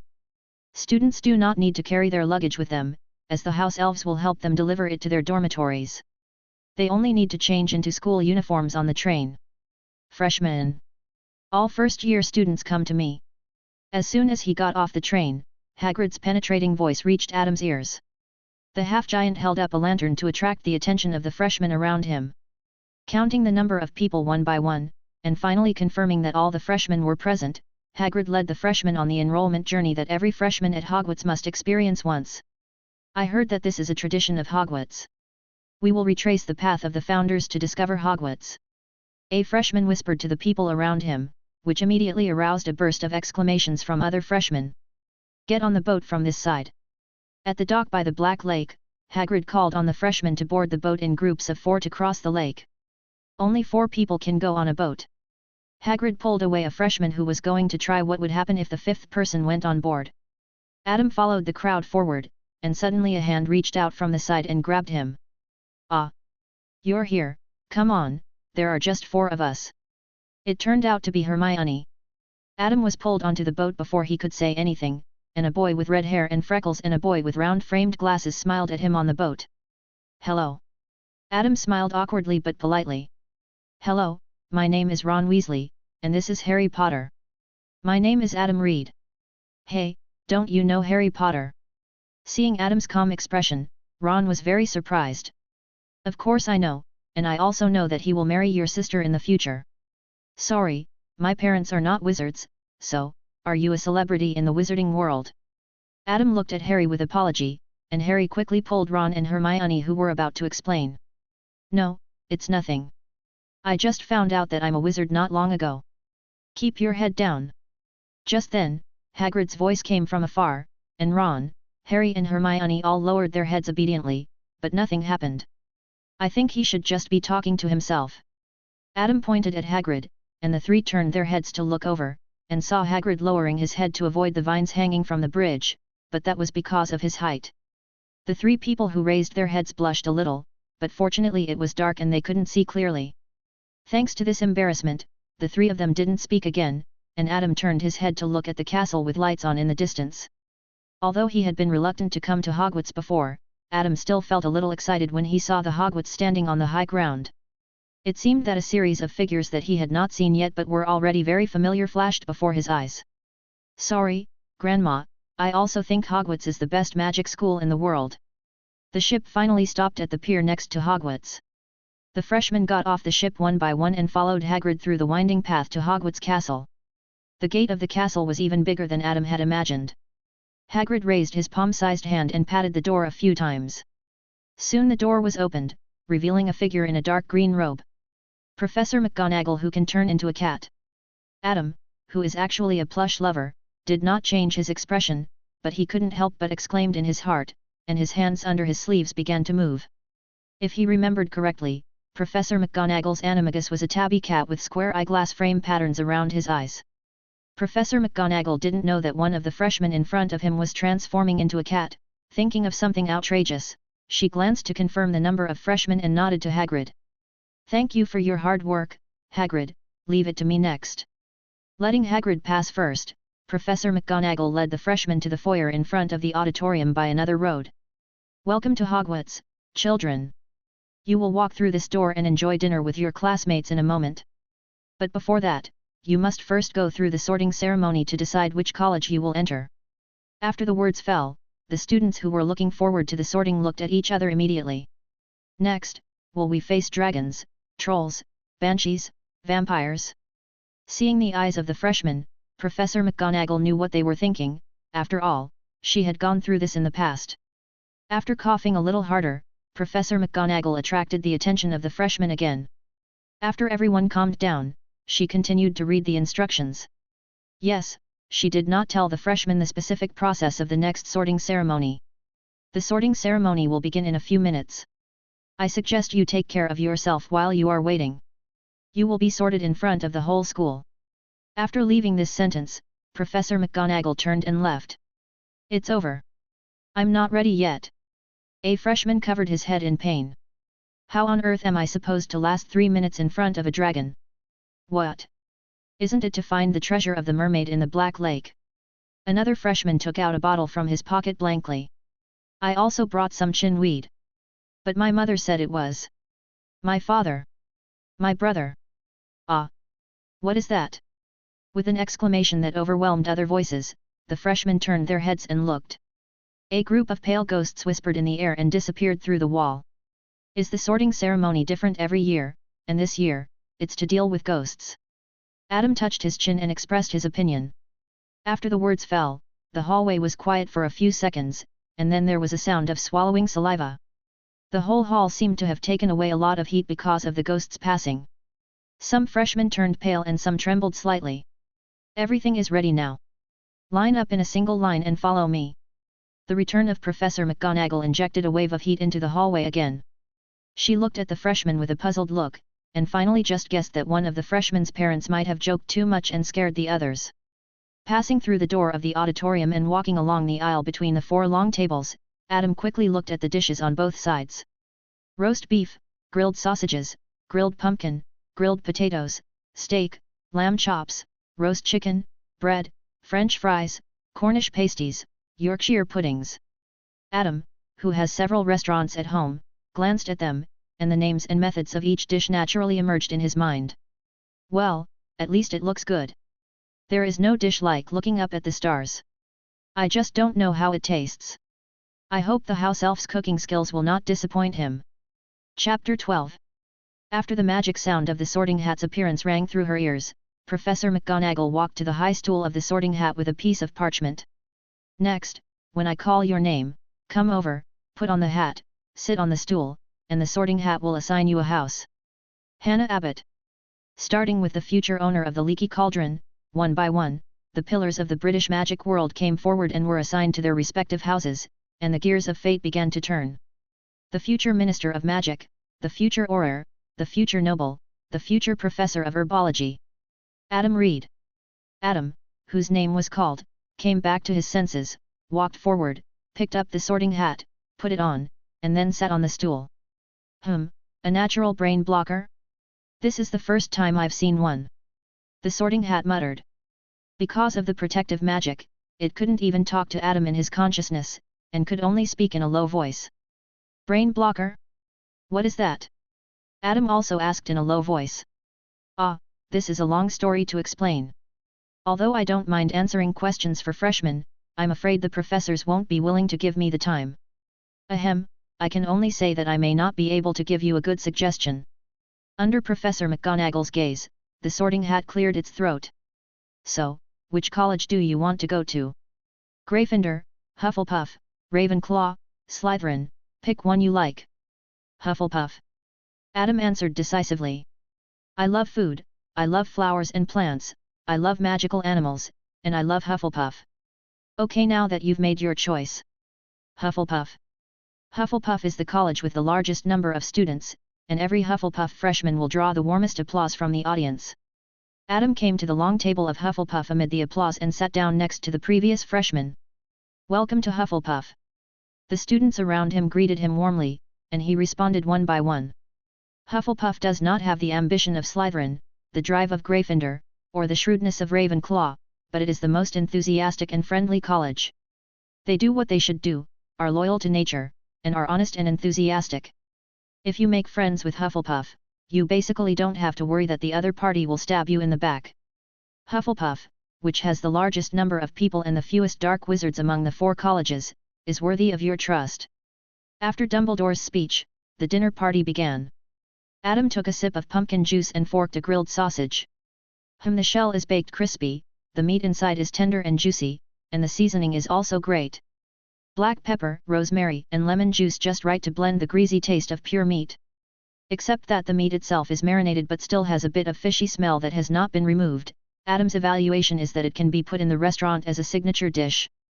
Adam tasted the food while listening to the people around him chatting. My parents are ordinary people. When they first received the letter, they were very angry and thought it was a prank. My parents are both Hufflepuffs. I wrote to them tonight to tell them the good news.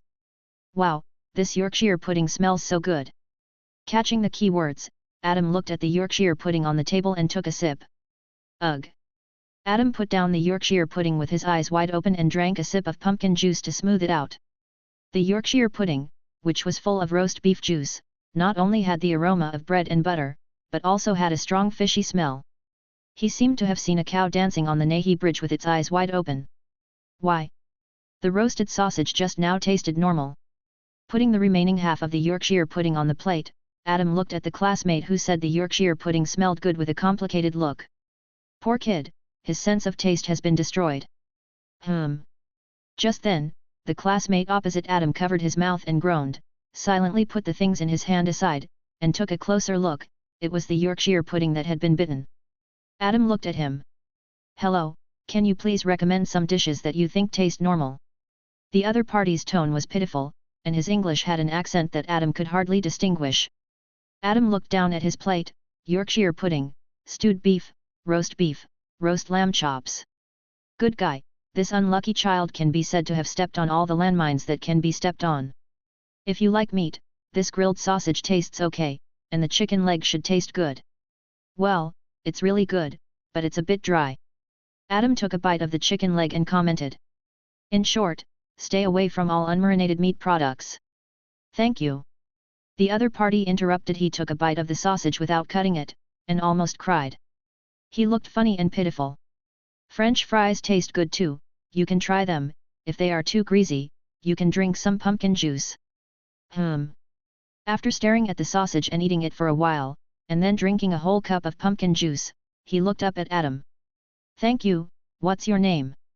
Although the names of every freshman were read out during the division, it was obvious that no one would remember the names of other classmates when they were so excited. Adam Reed, just call me Adam. Adam. I will remember it. The other party nodded. What about you?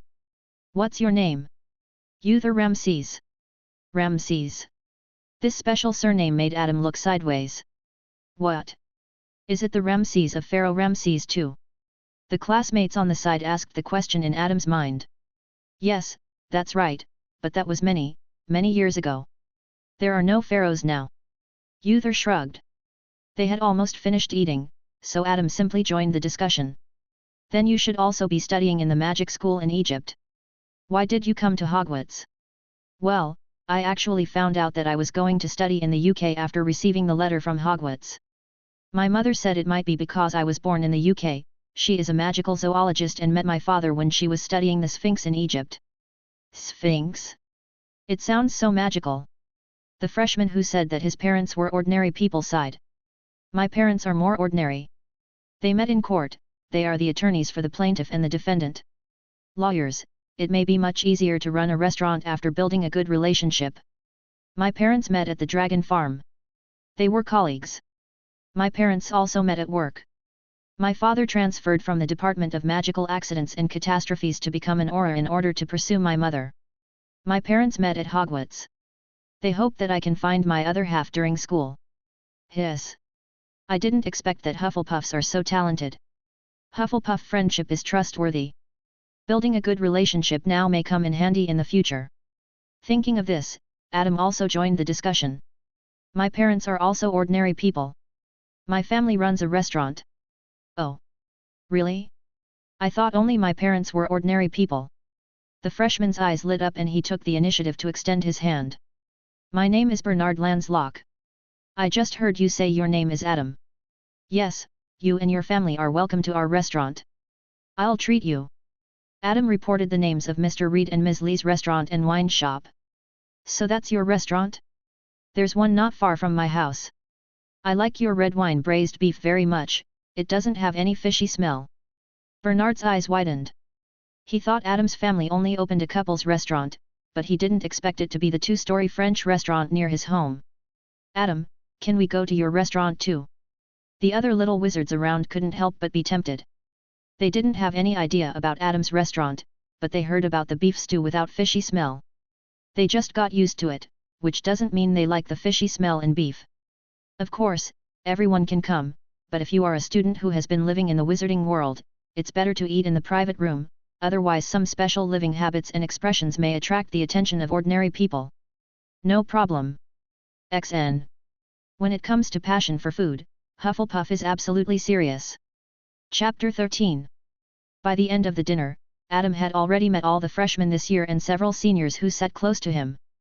Should we say that liking food is a common trait of Hufflepuffs? I feel like I can open a chain of French restaurants and Chinese restaurants in the wizarding world in the future. The food disappeared from the table, and Professor Dumbledore stood up and said to everyone.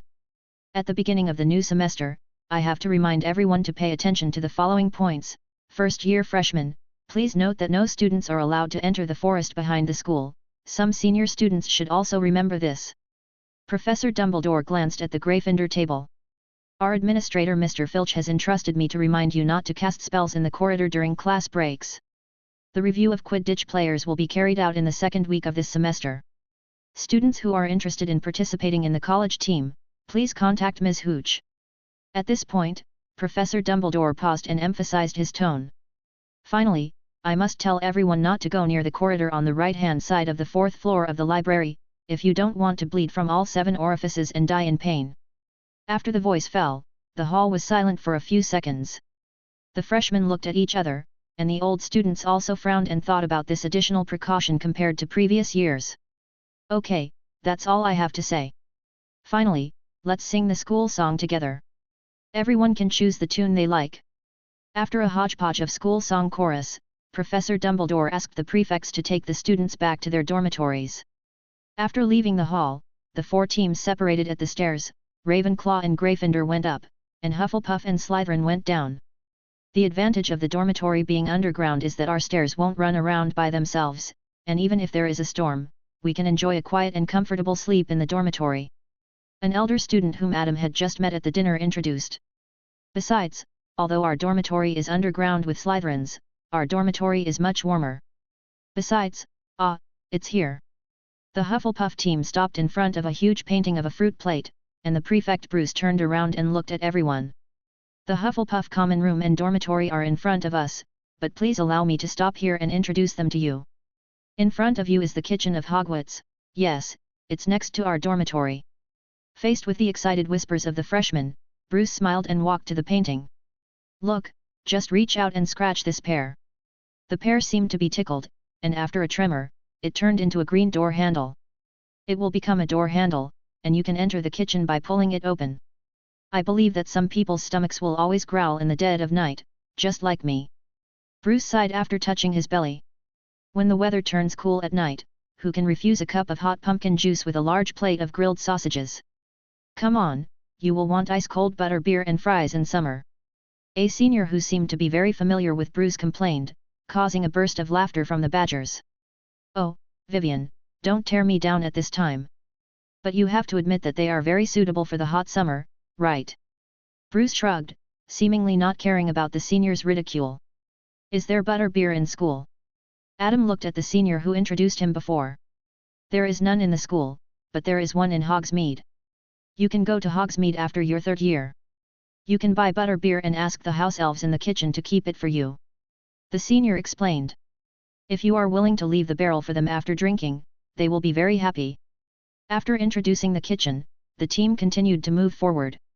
There was a pile of huge oak barrels not far to the right of the kitchen entrance. The entrance to the Hufflepuff lounge was here. Remember the way to enter the door. Knock on the bottom covers of the 2 barrels in the middle of the second row with the rhythm of Helga Hufflepuff, and the covers will automatically rotate open. Bruce said while demonstrating to the freshmen, don't knock wrong, otherwise you will be covered in vinegar. In addition, although we do not exclude students from other colleges, please keep the method of entering the lounge confidential. I think everyone should need some relatively private space, right? As he spoke, the lid of the oak barrel was opened. Adam and his friends walked forward along the passage and entered the Hufflepuff common room, a round, low-ceilinged room with a faint earthy fragrance. The yellow of the soil, copper decorations, and the green of plants make up the Hufflepuff common room. The main color of the common room, there is a circle of round windows very close to the ceiling, and a warm fire is burning in the fireplace. Above the fireplace, there is a large picture frame decorated with several dancing badgers. Miss Helga Hufflepuff in the picture frame saw the students entering and smiled and raised the golden cup to greet everyone. Entering from this passage is the boys' dormitory, and going from this side is the girls' dormitory by the way, although I believe in your morality, in order to avoid some unnecessary trouble, boys are not allowed to enter the girls' dormitory area." Bruce clapped his hands. "Okay, let's split up next.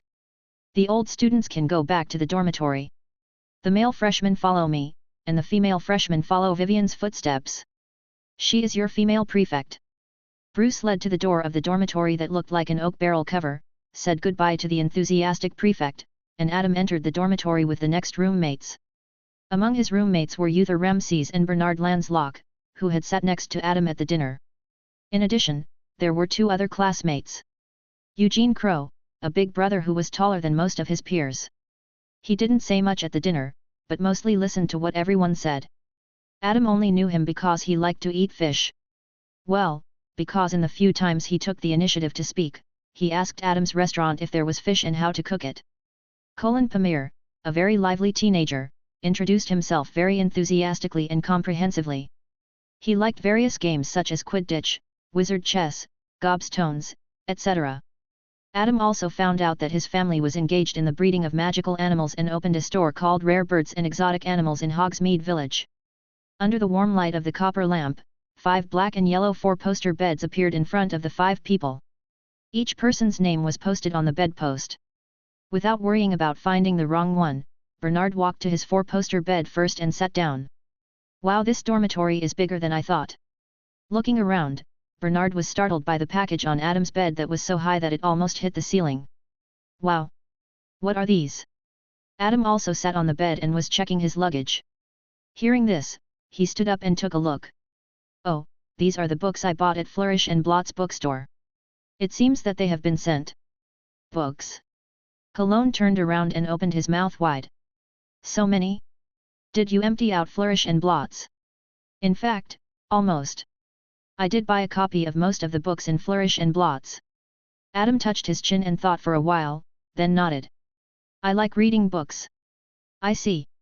For Cologne, who loved games but not studying, the mountain of books was a horror story. He shuddered and stopped looking at it. Instead, he said, "Will everyone take a shower? Let's go together? I just saw a map in the common room."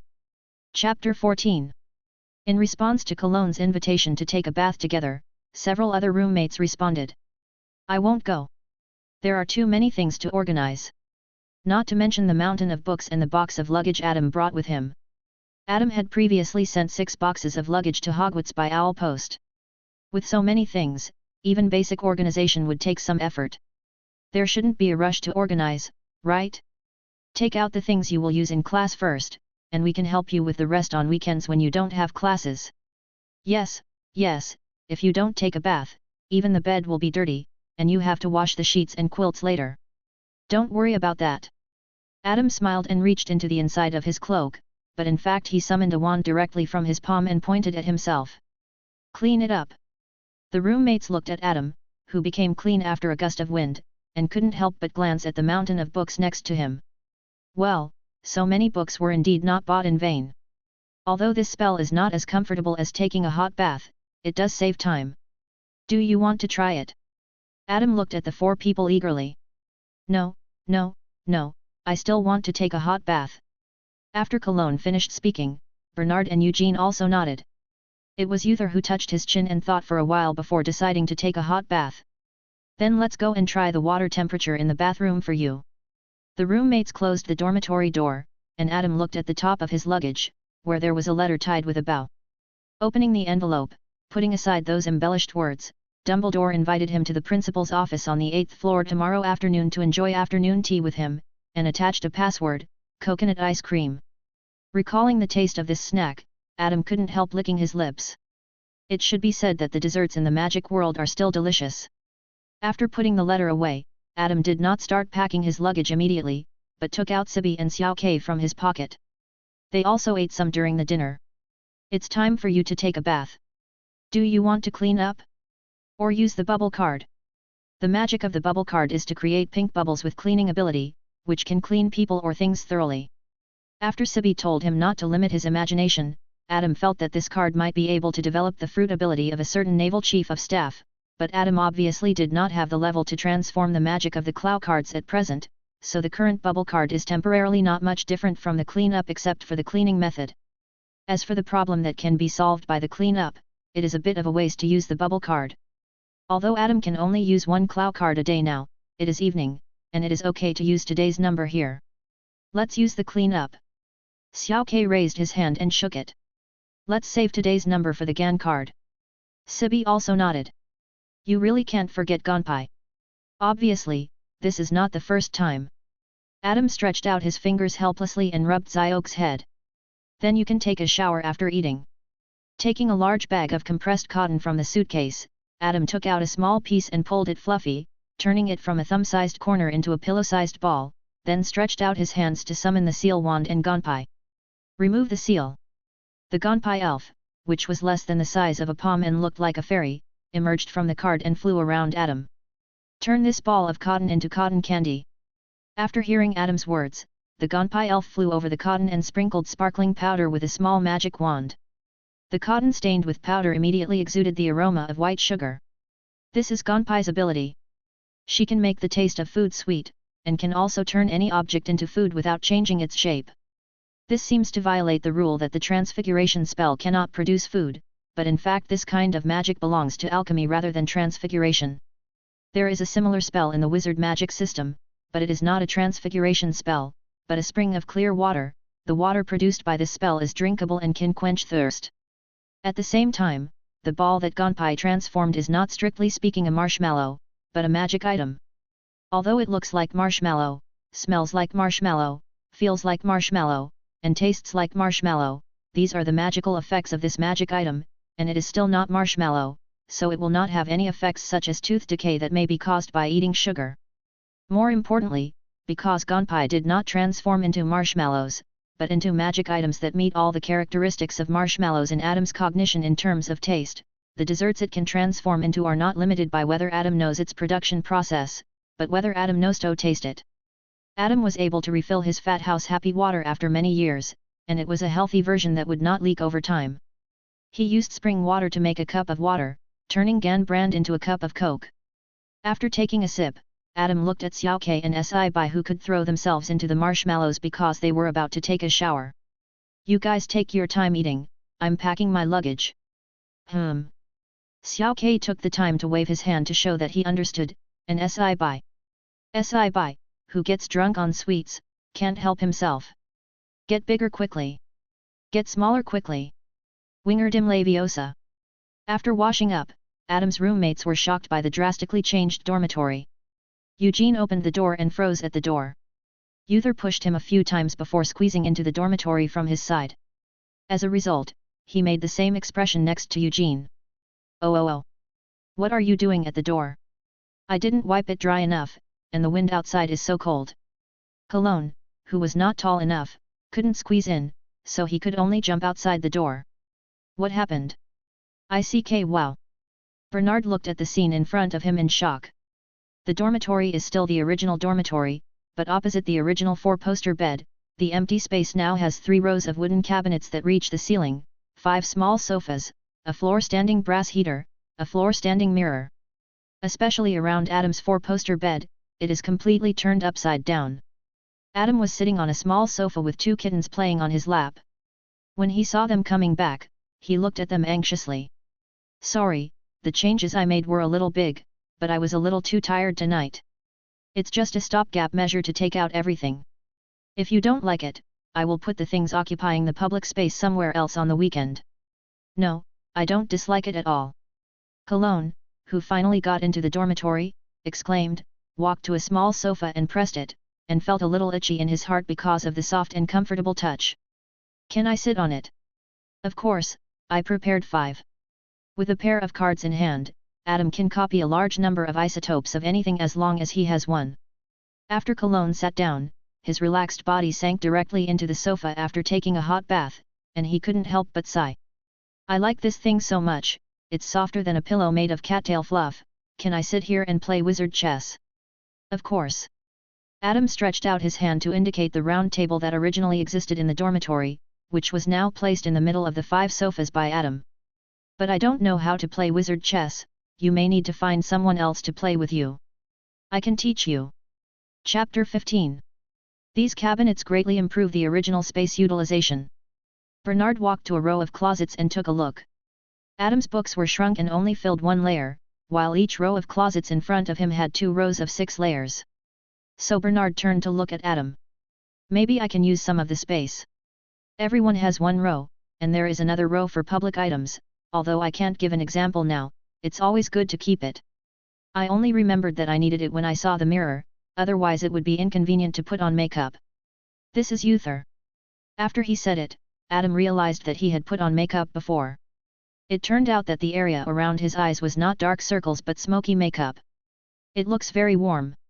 Eugene sat down on the sofa and blinked at the cushion under his feet. It looks like someone has lived here for a long time. It feels like home.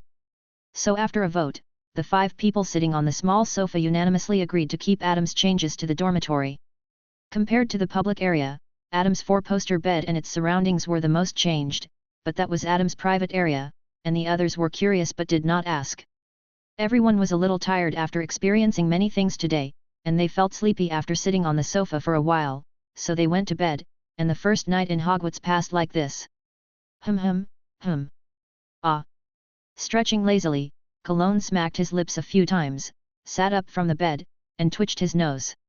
It smells so good. You're awake. Cologne turned his head and rubbed his eyes, only to see Adam and Eugene sitting on the small sofa, with a stove and cauldron on the round table in front of them. Breakfast at Hogwarts is in the Great Hall. Uther and the others have already gone, or do you want to try my preserved egg chicken porridge and tea eggs like Eugene? As Adam spoke, he rolled the tea egg in his hand on the table, tore off the eggshell smoothly, and stuffed it into his mouth. What is that? Cologne grabbed a handful of hair that looked like a chicken coop, got out of bed and walked to the cauldron, where he found a pot of soup boiling inside. There was rice, shredded meat, and some black stuff in the soup. Breakfast from China. Breakfast at Hogwarts includes jam bread, pickled fish, eggs, bacon, corn flakes. It's a bit too greasy for me. Bacon and fried eggs for breakfast are good to eat occasionally, but Adam can't get used to eating them all the time. It happened that his grandparents came to make breakfast for several days in a row. It's hard to refuse the old people's kindness, alas. Adam swallowed half of the tea egg and continued. So I asked the house elves for some ingredients, and I brought some myself, but the casserole is making soup, and it's my first time to use a crucible to cook porridge and tea eggs. Well, the tea in Hogwarts is not as good as the one I brought, so I'll use my own next time. Seeing that the fire was almost ready, Adam extinguished the flame with his wand, poured out a small bowl and handed it to Eugene. Be careful of the heat, try it first to see if it suits your taste. Thank you. Eugene took the bowl and nodded to Adam. And soup. Cologne rubbed his face. His breakfast at home was basically bacon, toast, and baked potatoes, which was not that complicated. But in fact, Adam hadn't started to do the really complicated things yet. Well, you can drink it in the afternoon. It just so happens that we don't have classes this afternoon, so I'll let you try the yam, poria, and pigeon soup taught by my mother. Cologne. Although he didn't understand, he seemed very powerful. Curious about the exotic breakfast, after washing up, Cologne also sat down and tasted a bowl of that porridge, which tasted great and was very different from his usual breakfast. Drinking a bowl of hot porridge in the morning will warm up your whole body. Adam drank 2 bowls, but the remaining porridge was not enough for Eugene and Cologne, but fortunately there were still many tea eggs, and Cologne ate 3 in one go.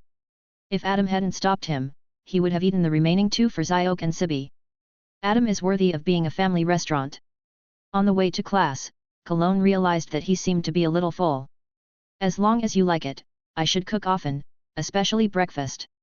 As a chef, it is indeed a very fulfilling thing to receive good reviews for the food you make.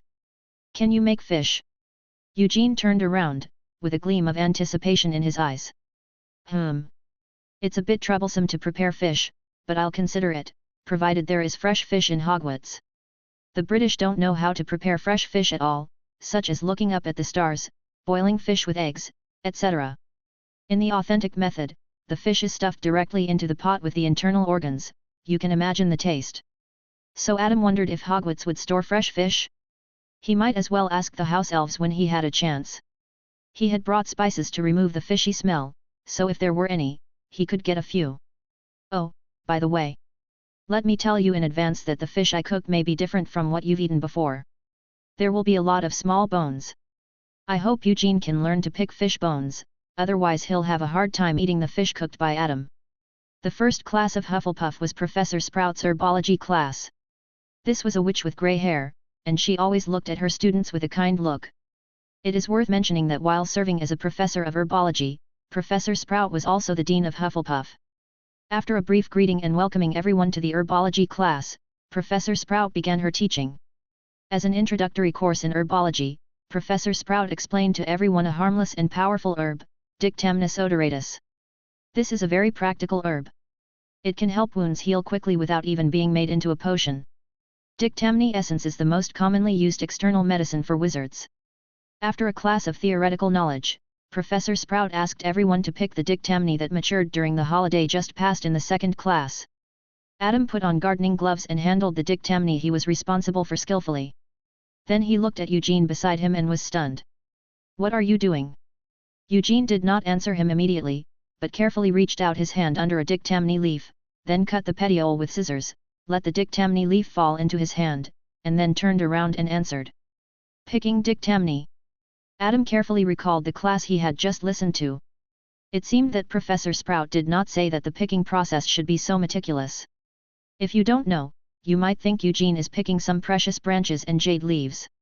Why do you have to do it so complicated? Picking by hand should be more efficient. Eugene lowered his head, turned out a few white fresh leaves from the bottom of his harvest, and handed them to Adam.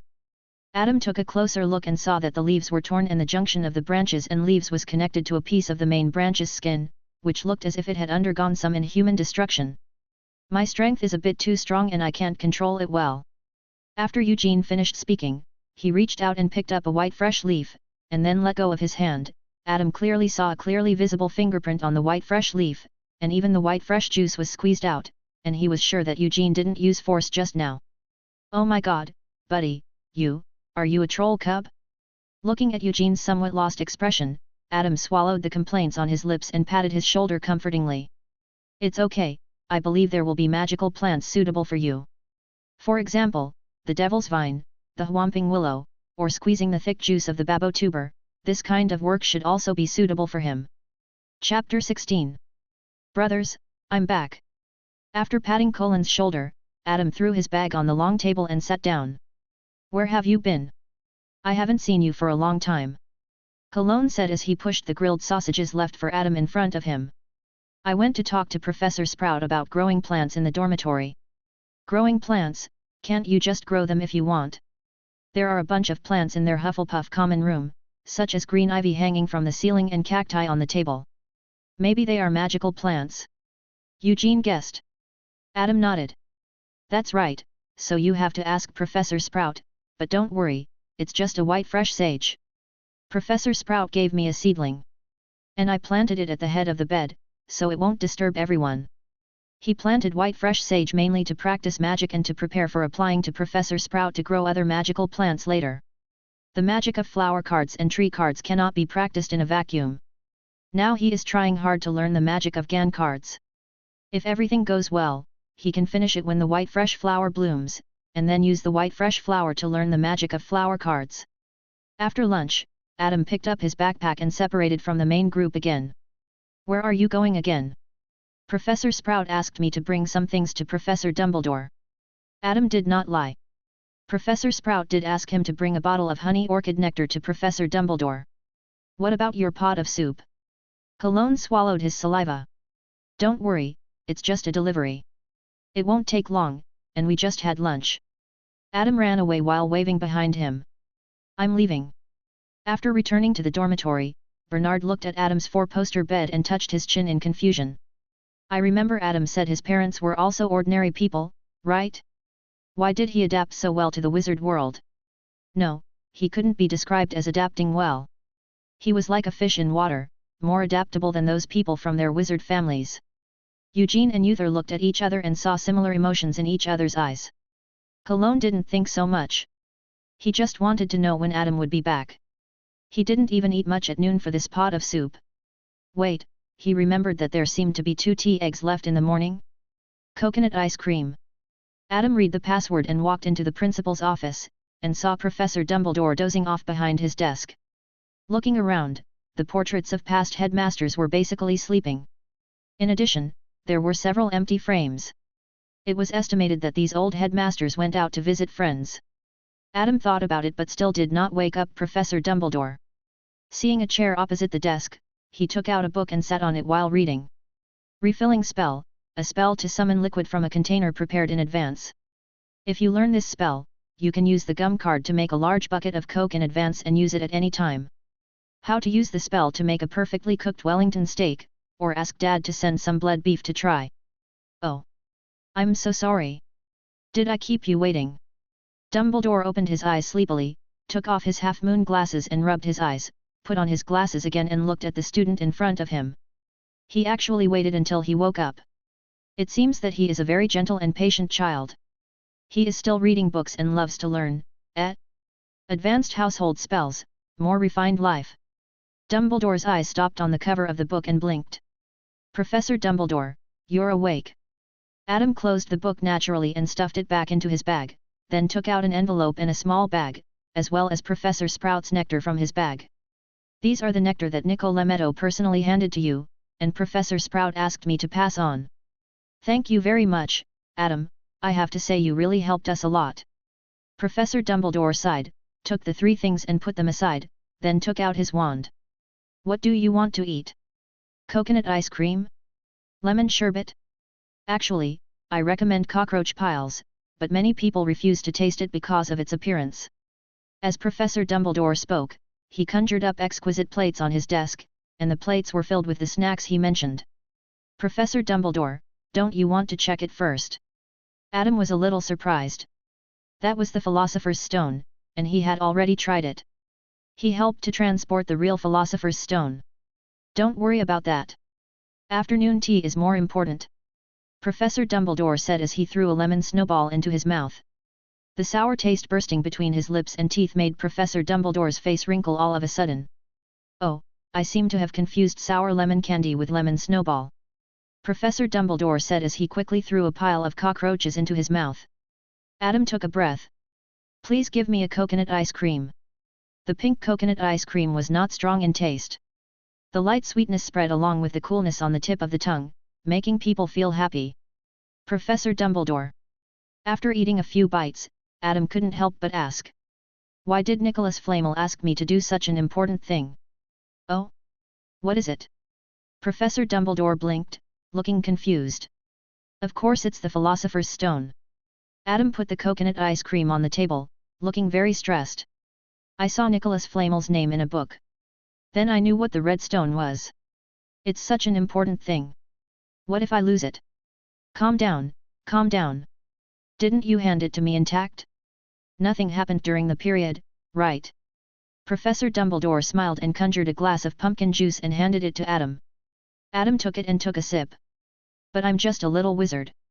Last month I didn't even know there was magic in this world. What if someone finds out? No, Adam, Nicholas Flamel's protection measures for the Philosopher's Stone are much more stringent than you think. Professor Dumbledore picked up the bag containing the Philosopher's Stone on the table and said mysteriously. In fact, the bag is cast with the Fidelius charm. Fidelius charm? Adam showed confusion at the right time. That is a kind of protective magic. You should have seen it in Nicholas Flamel's house. Unless you take the initiative to tell others, even if you put this bag in front of others and let them touch every corner of the table, they will not be able to find the existence of this bag. Adam showed a surprised expression. So powerful. Can I learn this magic? If you can study hard, I believe there will be opportunities in the future, but it is probably too early to learn this spell with your current magic level. Professor Dumbledore shook his head and said. But I will fulfill my promise and teach you the spell of the door key. As he said, Professor Dumbledore took out a piece of paper, it should be the first-year Hufflepuff schedule, and looked at the paper for a while, then turned to Adam. I don't think it's a good idea to take up the weekend time for classes. How about Wednesday afternoon? You can come to my place for class after the spell class.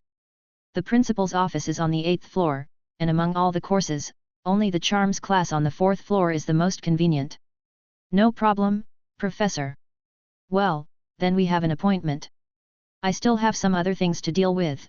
You can continue to enjoy these snacks, and remember to help me close the door after leaving the office." Professor Dumbledore picked up the bag containing the Philosopher's Stone and stood up. When he was about to reach the door, he turned his head and looked at Adam. "By the way, there is one more thing I forgot to say, please keep your mouth shut about the Philosopher's Stone, okay?" "Of course, no problem, Professor." Adam bit the spoon and showed a cute badger smile. Chapter 17. Adam rubbed his hands and left the principal's office contentedly. Just now, after he finished eating the coconut ice cream, he couldn't help but ran to Fox and asked politely if he could touch it. He just wanted to try it out and there was no loss. Unexpectedly, Fox stared at him for a while and nodded in agreement. The feathers on the wings and tail of the phoenix, in fact, it should be translated as the phoenix, feel very smooth, and the fluff on the abdomen is extremely soft. The feeling of rubbing the fingertips is simply exciting. It's a pity that Adam didn't dare to do too much for the first contact, otherwise he really wanted to pick Fox up and take a deep breath. But as he came out of the intoxicated state just now, Adam couldn't help thinking again after waking up. When he talked to Professor Dumbledore just now, he had another question that he didn't ask, that is, why did Nicholas Flamel trust him so easily and give him such an important thing? A descendant of a friend who he had never met before, just because the other party was young, he could entrust the Philosopher's Stone to him? But when he led the topic in this direction, Professor Dumbledore first cast the Fidelius charm to attract his attention, and then slipped away without giving him a chance to ask questions. Could it be that he and Nicholas Flamel really have some other relationship? This question cannot be verified for the time being, so Adam did not dwell on it for too long, and simply forgot about it when he returned to the dormitory. The next morning was potions class. When Adam took out the crucible, Eugene beside him didn't say anything, but Cologne, who was standing a body away, couldn't help but said, "Wait a minute, are you going to use the crucible from yesterday to cook potions? You won't continue to use it to cook food in the future, right?" I don't know what he thought of. Cologne looked green. "I don't want to eat dishes made in a crucible that has been used to cook flobberworms." "Don't worry, flobberworms can't be thrown directly into the crucible. We usually use its juice." "Is this the key to the problem?" Adam spread his hands. "What's the problem? Cleaning the crucible can clean it very well. And to be honest, flobberworm juice is a very common thickener in potions. Don't you have to drink these potions too?" "That's different." Cologne shook his head desperately. "Drinking potions is something you have to do when you are sick, but eating the food made by Adam is for enjoyment. How desperate must one be to take the initiative to eat that kind of thing? This is not the crucible from before." Eugene suddenly spoke. Adam looked at him in surprise. "How did you find out?" "The crucible does have a mark to distinguish it, but the mark is made on the bottom of the pot. Apart from that, these crucibles are copied with double cards, so there should be no difference at all." Eugene thought for a while and said, "I guessed that you have high requirements for the quality of life and you should not save money in such places. Even if the crucible can be cleaned by cleaning it, the psychological effect will still affect the mood of eating. Unless there is a special hobby in this regard, it is impossible for Adam, who doesn't like the food made by the school and cooks it himself, not to be reluctant to buy a crucible." "Wow, Eugene, you are really great." Adam applauded Eugene's wit, while Cologne looked at Adam in shock. "What did you just do? He was teasing you." Bernard sighed and ruffled his partner's hair. "Potions class requires 2 people to attend in groups. Originally, it was not easy to divide 5 people in a dormitory. However, Uther didn't know when he got along with the students in a certain female dormitory, and just happened to be grouped with the extra people in that dormitory." Bang! The sound of the door suddenly opening made the originally noisy classroom quiet. Professor Snape strode to the side of the podium, and the corners of his dark robe rolled behind him, like a group of bats following the footsteps of the devil. Turning around, Snape gathered his cloak and swept his gloomy eyes over every student. Every student he saw shrank his head and behaved like a quail, except for one exception. In a group of shrinking eyes, the eyes with a little excitement and admiration in the excitement, and many complex emotions mixed in them were particularly conspicuous. Snape, who was proficient in legilimency, couldn't help but squint his eyes, as if he suddenly saw something dazzling. Frowning slightly unaccustomed, Professor Snape began to call the roll. Adam Reed. Well, he remembered the name. "You are here to learn the precise discipline and strict craftsmanship of potion preparation. Since there is no silly waving of wands here, many of you will not believe that this is magic. Professor Snape's deliberately low voice was heard in the quiet classroom. The room echoed. He walked down from the podium, and slowly walked among the students. I don't expect you to really understand the beauty of the simmering crucible with white smoke and fragrance. You won't really understand the magical power of the liquid flowing into people's blood vessels, which makes people excited and confused. I can teach you how to improve your reputation, brew honor, and even prevent death, but there must be one thing: you are not the kind of idiots I often meet. Mr. Reed. Professor Snape just walked to the position behind Adam. The sudden opening usually scares the students, but unexpectedly, Adam looked excited. Yes, Professor. Facing the increasingly excited eyes, Snape turned away with a slight discomfort and walked towards the podium, while speaking. How should I deal with a fresh horned slug? Remove the internal organs and steam it.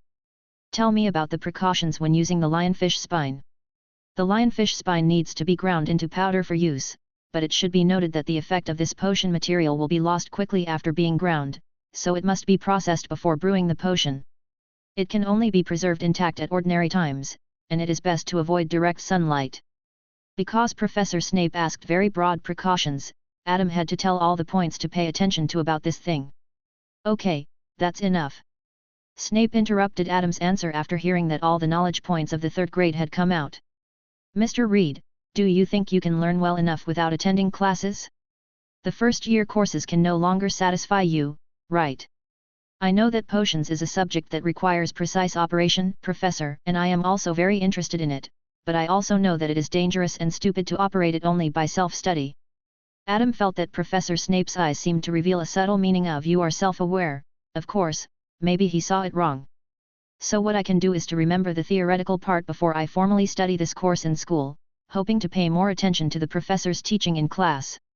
Professor Snape squinted and stared at Adam for a while, and suddenly said, If I want to make a bottle of intelligence enhancer, how many armadillo liver slices do I need?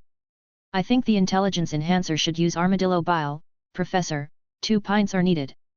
Professor Snape did not make a comment but made a sound, then turned around and picked up the book, waved his wand at the blackboard, and said without looking back. In fact, adding 2 1/16 pints will make the intelligence enhancer more effective, but 2 1/8 pints of armadillo bile will turn the intelligence enhancer into a bottle of poison. Adam's eyes lit up, and he opened his notebook and wrote this down. Whether it is a better intelligence enhancer or a poison, it is very useful. Chapter 18. Merlin, Adam, you are so amazing. After walking out of the potion class, Cologne couldn't help but exclaimed.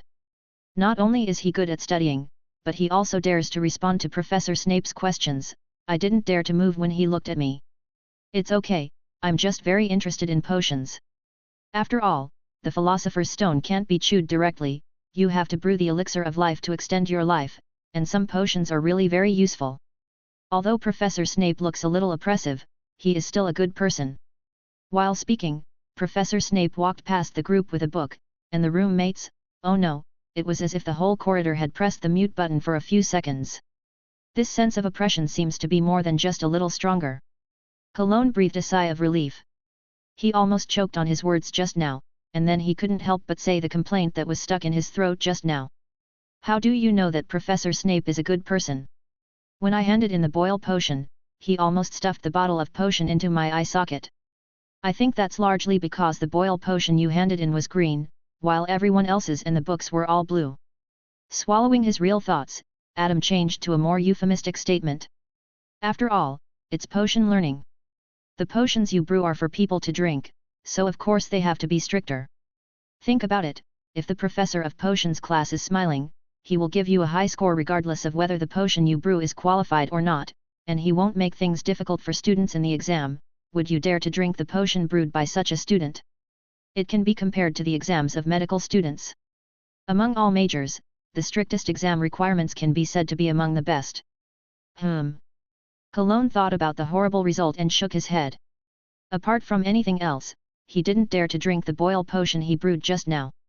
Then he can be stricter in the assessment but teach in a gentler way at ordinary times, right? Bernard was also listless. Obviously, as Cologne's partner, he was also scolded by Professor Snape just now. After all, there are so many students. It may be more efficient to use this method. As the youngest potion master, Professor Snape should be very busy at ordinary times, making hundreds of gold galleons every minute. Is brewing potions so profitable? Uther, who had been listening on the side, widened his eyes. This terrible ability to attract money would make even their family jealous. Bernard was also stunned. He was born a Muggle, but he also went to Gringotts to exchange currency and knew how many pounds one galleon was worth. Lawyers are already high-income earners, but I didn't expect that potion brewers would actually. Suddenly, a flash of inspiration came to Bernard's mind. Aren't potion masters the dentists of the wizarding world? Oh, that's not right. According to Professor Snape's opening words, potion masters are general practitioners of the wizarding world. But even general practitioners' income is a bit too scary. Well, Adam is exaggerating about making hundreds of gold galleons every minute, but think about the price of potions. If Professor Snape is really a very powerful potion master, his income should be very high. Cologne recalled. I heard from the customers in my store that there is a potion called Felixer, which is difficult to buy even for thousands of galleons. Hiss. Uther and Bernard took a breath. The three of them thought that Professor Snape had already used such precious time to teach them, and they really shouldn't have too high expectations of Professor Snape's attitude. Adam didn't remind them that it takes a full 6 months to make the Felixer and the failure rate is very high. After all, strictly speaking, Professor Snape's attitude is indeed a bit problematic. But so what? Professor Snape is already the best professor of potions in the entire British wizarding world, and there is no doubt about that. Which book is the intelligence enhancement potion from? Eugene suddenly walked to Adam and asked. Advanced potion making. Adam looked at him in surprise. Eugene is also interested in potions? Speaking of which, Eugene looked very skilled when he was handling the potion materials just now, and he cooperated perfectly with him when brewing the potion. It seems that he really likes potions. Eugene nodded after getting the answer, and silently fell back a few steps and returned to the back of the team. Tired of grilled sausages, Adam picked some Provençal stew and grilled chicken legs for lunch, and also had some corn chips as snacks. The corn chips wrapped in cheese tasted quite good, but the only drawback was that the calories were a bit high. I don't know how the students of Hogwarts stay in shape with such a meal. Is it all Quidditch? Adam, who has never taken a flying class, has no idea how to do it. Since they knew how much energy it takes to ride a flying broom, they would have their first Transfiguration class in the afternoon. As soon as they entered the classroom, Adam pulled Eugene to sit in the first row. Cologne and others thought about it but decided not to follow them, but sat in the second row behind Adam. I wanted to sit with my roommate, but my strength did not allow it, so I decided to sit in the second row to be safe. After sitting down, Adam looked at Professor McGonagall on the podium in the form of a tabby cat with his eyes shining and his hands ready to move. Professor McGonagall, who was concentrating on cosplaying a cat but actually scanning the students with his eyes, was slightly stunned when he noticed Adam's gaze. Was he discovered? In Adam's eyes, the tabby cat on the podium with his hands in his pockets stopped looking at him, his pupils became round, his ears stood up, and his tail shook unconsciously. Hiss. Adam covered his chest and lay on the desk with a happy face. What's wrong? Eugene looked at him with concern, and Adam closed his eyes and shook his head. No. It's okay. He just got a disease that will kill him if he can't touch a cat. I should have put Xiaoke and SPI in my pocket and brought them to class together. Thinking of this, Adam struggled to look at Professor McGonagall on the podium, considering the feasibility of saying that he didn't know the other party's true identity and then taking the opportunity to touch them. On the podium, Professor McGonagall, who confirmed that he seemed to have been discovered, was silent for a while. He hesitated for a while on the choice of whether to change back now, and finally insisted on his teaching plan, using animagus in the first class to arouse students' interest in the Transfiguration class. But since he was seen, Professor McGonagall was embarrassed to let himself go again, but pulled out the hand that was kicking in front of his chest and sat upright on the podium. Seeing this, Adam also found that he seemed to have been exposed, so he had to sigh and hold back his eager hand. As the bell rang, Professor McGonagall looked at the number of students and saw that they were all present. She jumped down from the podium, causing the students to exclaim one after another. Professor McGonagall glanced at Adam, and sure enough, there was no surprise in his eyes, but a bit of regret that could not be concealed. After thinking for a few seconds, Professor McGonagall felt that this question could not be thought about in detail, so she should just go to class. Fortunately, in addition to being interested in cats, Adam was also interested in transfiguration, especially after becoming more and more proficient in Gump's magic. With the transfiguration spell and Gump's dessert transformation, Adam could almost reproduce the dessert in his memory in any shape. The only pity is that Gump's magic can only transform desserts for the time being. The magic of transforming other foods can only be tried by Adam when he has enough magical attainments. Chapter 19. Professor McGonagall's first class was about the introduction to the transfiguration spell, and the class assignment was to turn a match into a needle. This is to turn a dead object into a dead object when the volume and shape are similar, involving a short-term material change and a subtle shape change. It is indeed very suitable as the first lesson for beginners. Adam pointed his wand at the match and recited the spell. The match became slender, sharp, and metallic in the next moment, and finally turned into a silver sewing needle. Well done! Professor McGonagall, who had been paying attention to Adam, had a bright look in his eyes. He came over and picked up the needle to take a look. Not only did the material change very evenly, the shape was almost perfect, and even the threading hole at the end of the needle was transformed. Try to see if you can change it back. Professor McGonagall put the needle back in front of Adam. Adam tried it after hearing this, but found it a bit difficult this time. However, after a little thought, Adam understood the key and succeeded in one fell swoop. Excellent! 5 points for Hufflepuff. Professor McGonagall originally planned to give some pointers to Adam when he had no idea, but he didn't expect Adam to do it on his own. This is a transfiguration genius. As long as he is well trained, he will definitely be a master of transfiguration. As a professor at Hogwarts, is there anything more fulfilling than seeing his students achieve great success in their profession? Professor McGonagall encouraged Adam with a few words of surprise, and then went to guide others. Some people's matches didn't change at all, obviously because they didn't understand what was said before, or there were some problems when casting the spell. After Professor McGonagall left, Adam stared at the matches and began to think about the second spell just now. According to his current understanding, the process of casting a spell is like using magic to walk through an endless maze with countless exits, and the dead ends in this maze are not meaningless but may make the spell have special effects. The magician's way of casting is to honestly rely on research to find the way from the entrance to the exit and then control the magic to go along the way. If you want a special effect, you can go to a special dead end, of course. In fact, casting involves various mystical elements, etc., which is very complicated. Here is a simplified description of the process. The advantage of this way of casting is that the casting is simple and clear without spells, and external objects such as magic wands only play an amplifying role. If the magic power is sufficient, you can cast the spell silently without a wand as long as you learn it. The disadvantage is that the caster must fully understand this magic. If you can, you can, and if you can't, you can't. If you want to create new magic, you need a lot of time and energy to explore and research, which is very demanding for the creator. The way wizards cast spells is a little rough. Their casting ability comes from their blood, so they can cast spells without finally controlling the direction of magic power.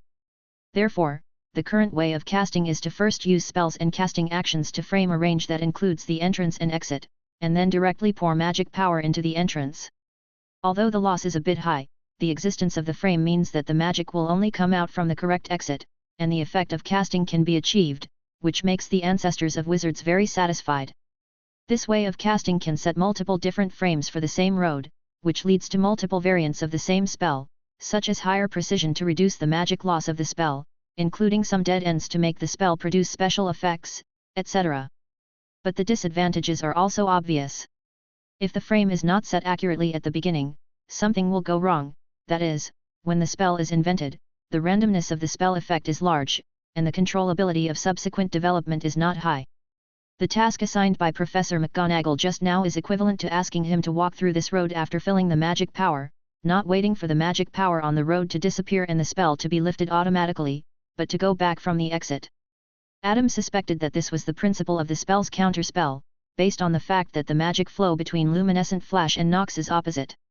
At the same time, his success in turning the silver needle back into a match also confirmed this conjecture. Due to the different cognitive dimensions, the counterspells in the eyes of wizards are not like this. The counterspells they use often have a spell and action different from the original spell, which is equivalent to a new frame, but in fact, in Adam's eyes, the new frame causes the final root of the magic power to go is to reverse the root of the original spell. At the same time, it is not difficult to associate that the wizard's counter spells have another disadvantage, that is, the problem caused by the inability to control the precise flow direction of the injected magic power. Not all spells can create the opposite path by changing a frame. In other words, not all spells can develop counter spells. But fortunately, wizards are not completely helpless. They just dismantle the frame and let the magic power flow directly along the maze that is connected in all directions. It is impossible to maintain the spell. In a sense, it can be regarded as lifting the spell. This is the universal counterspell. The principle of stopping the spell and ending all spells. Through this method, most spells can be removed in this way, except for the 3 legendary unforgivable curses, which are proven to have no counter curses. Thinking of this, Adam felt that the unforgivable curses might not be completely unreversible. According to this principle, he might try his method. It's a pity that no one is hit by the unforgivable curse now, and he is not interested in taking an unforgivable curse himself. After understanding this, Adam suddenly realized that combining the 2 casting methods and using the wizard's magic as a resource for the rapid growth of the wizard's path seems to be the answer to the version. Using the advantage of being able to accurately control magic power to quickly learn the wizard version of the spell, release the counter curse for each spell, and even use the range of the wizard version of the spell to frame him, and change the release method of these spells to the wizard version. Although the last one seems a bit redundant, it can actually bring great help to Adam in both the early and late stages. For Adam in the early stage, the magic of the wizard version is more concise, accurate, and efficient when it is released. The most important thing is that his magic power increases in direct proportion to his magic knowledge. In the process of transforming spells, his magic knowledge will definitely be greatly improved. For Adam in the later stage, he has mastered a lot of magic and magic knowledge and wants to go higher and further, so the path of the wizard must be more suitable for him. Compared with the state of wizards who know the magic but don't know why, Adam still wants to fully master his magic power. In addition, the upper limit of wizards, or warlocks, depends on blood, while the upper limit of wizards depends on wisdom. If the blood comes from a god, demon, or something like that, it's fine, but the blood of wizards in this world is magical animals that intermarry with their ancestors. The pinnacle of magical animals is roughly like Fox, whom he touched yesterday. This ceiling is a bit too low compared to the ceiling of wizards. Chapter 20. After finding the next path, Adam did not immediately throw himself into the frenzy of learning. After all, he wanted to study magic to ensure his life and live a better life. With the philosopher's stone in hand, he had enough time to slowly enrich himself, and there was no need to give up the current enjoyment for the sake of rushing time. Wednesday of the second week of the first school year was the day when Adam first came into contact with wizard chess in his life. Checkmate!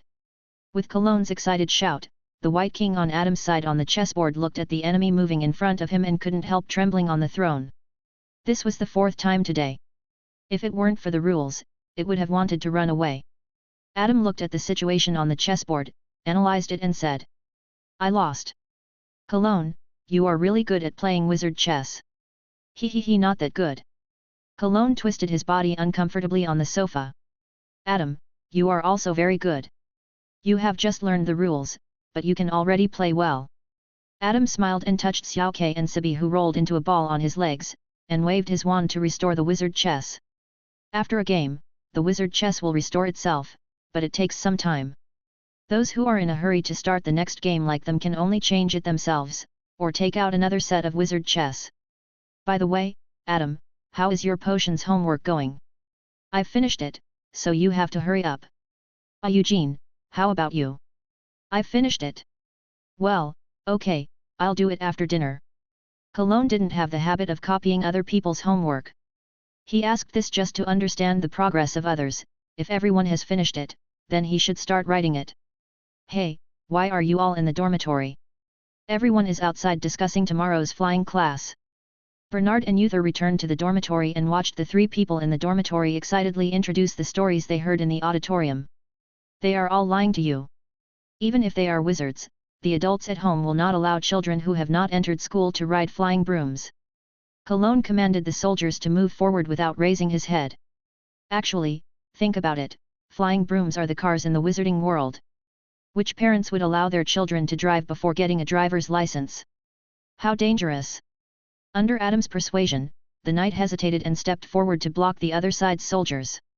Yet. Eugene nodded in agreement. What?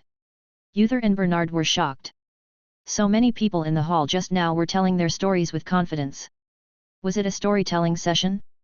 Come to think of it, Bernard doesn't know, but Uther, aren't you also a child of a wizard family? Don't you know? Cologne looked up in confusion. I saw that they were talking in a very convincing manner. I thought you were different in the UK. Uther sighed and sat down on the sofa. Oh, by the way, Adam, the house elf in the kitchen asked us to give this to you. Uther rummaged through his pocket and took out a box and handed it to Adam. What's in it? Are you going to make a new dish? It's a new dessert. Adam opened the box and revealed a box full of chestnuts. This box was given by his grandmother. After casting the traceless extension spell, this full box of chestnuts should be enough for a while. I need to prepare other ingredients for the cake. I have something to do in the afternoon and I don't have time. Why don't I make some sugar-roasted chestnuts and eat them in the evening? Anyway, it won't be tiring to stir-fry with magic. Okay. Roommates, although we don't know what sugar-roasted chestnuts look like, we just need to eat the food made by Adam. That night, the aroma of honey, syrup, and chestnuts filled the entire dormitory.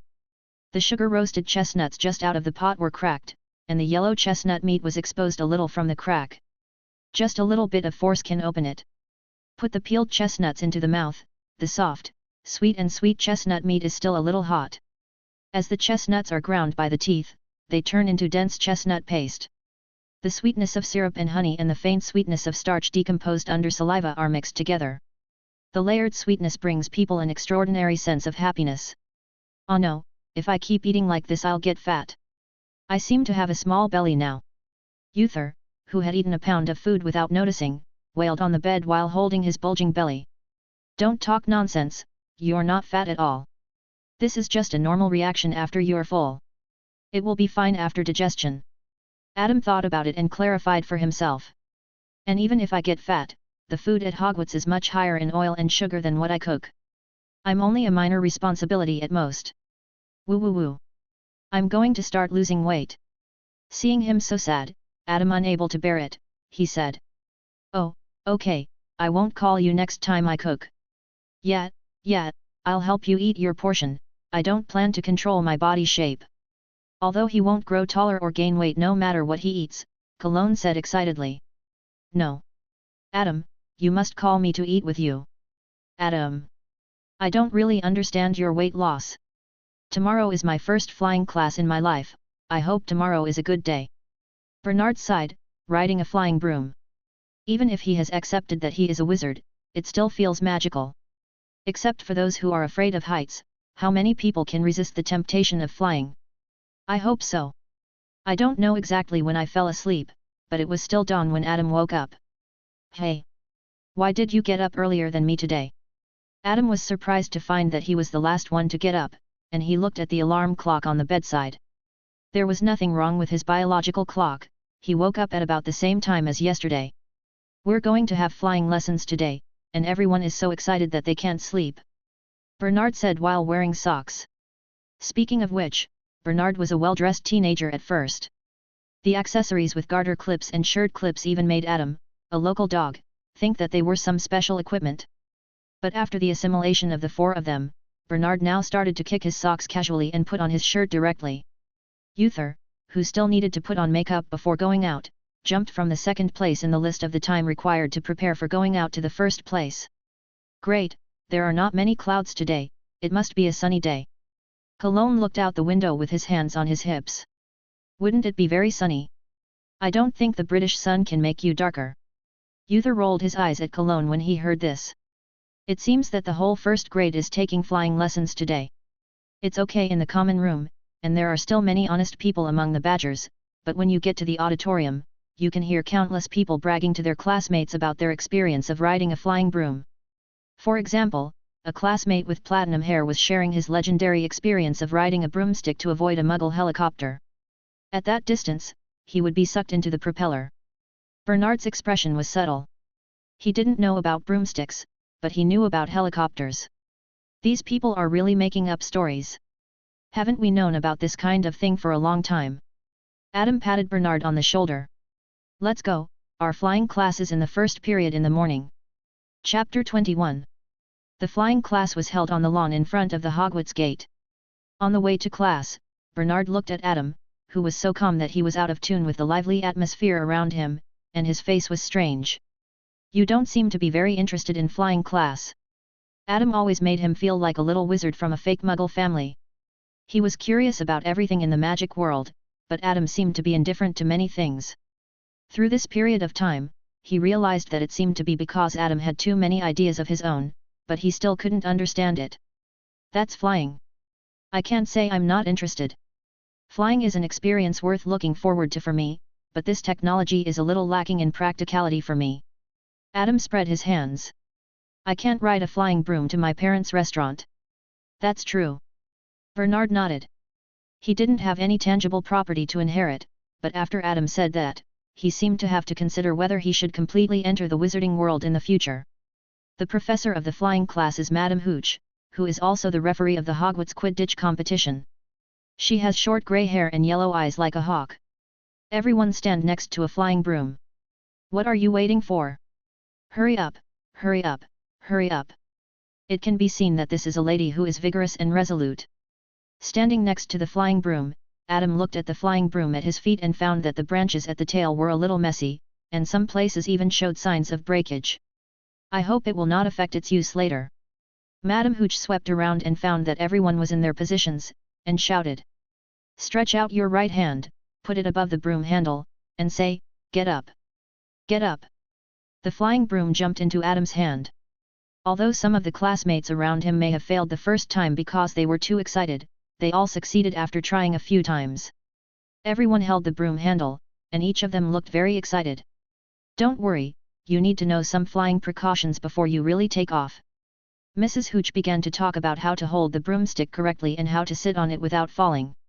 During the explanation, she walked past everyone to correct their posture. "Stand straight, such a forward-leaning posture will make your broomstick rush forward at the beginning." Mrs. Hooch patted Bernard on the back and walked to Adam. "Well, very good, you can hold your hands more calmly. If you want to play Quidditch, you can't hold the broomstick with both hands." "What exactly is Quidditch?" Bernard couldn't help but mutter. He heard his classmates talking about this yesterday. He wanted to ask but found that he couldn't get a word in. "A game of hitting and catching balls on a flying broomstick. Maybe you can read The Origin of Quidditch.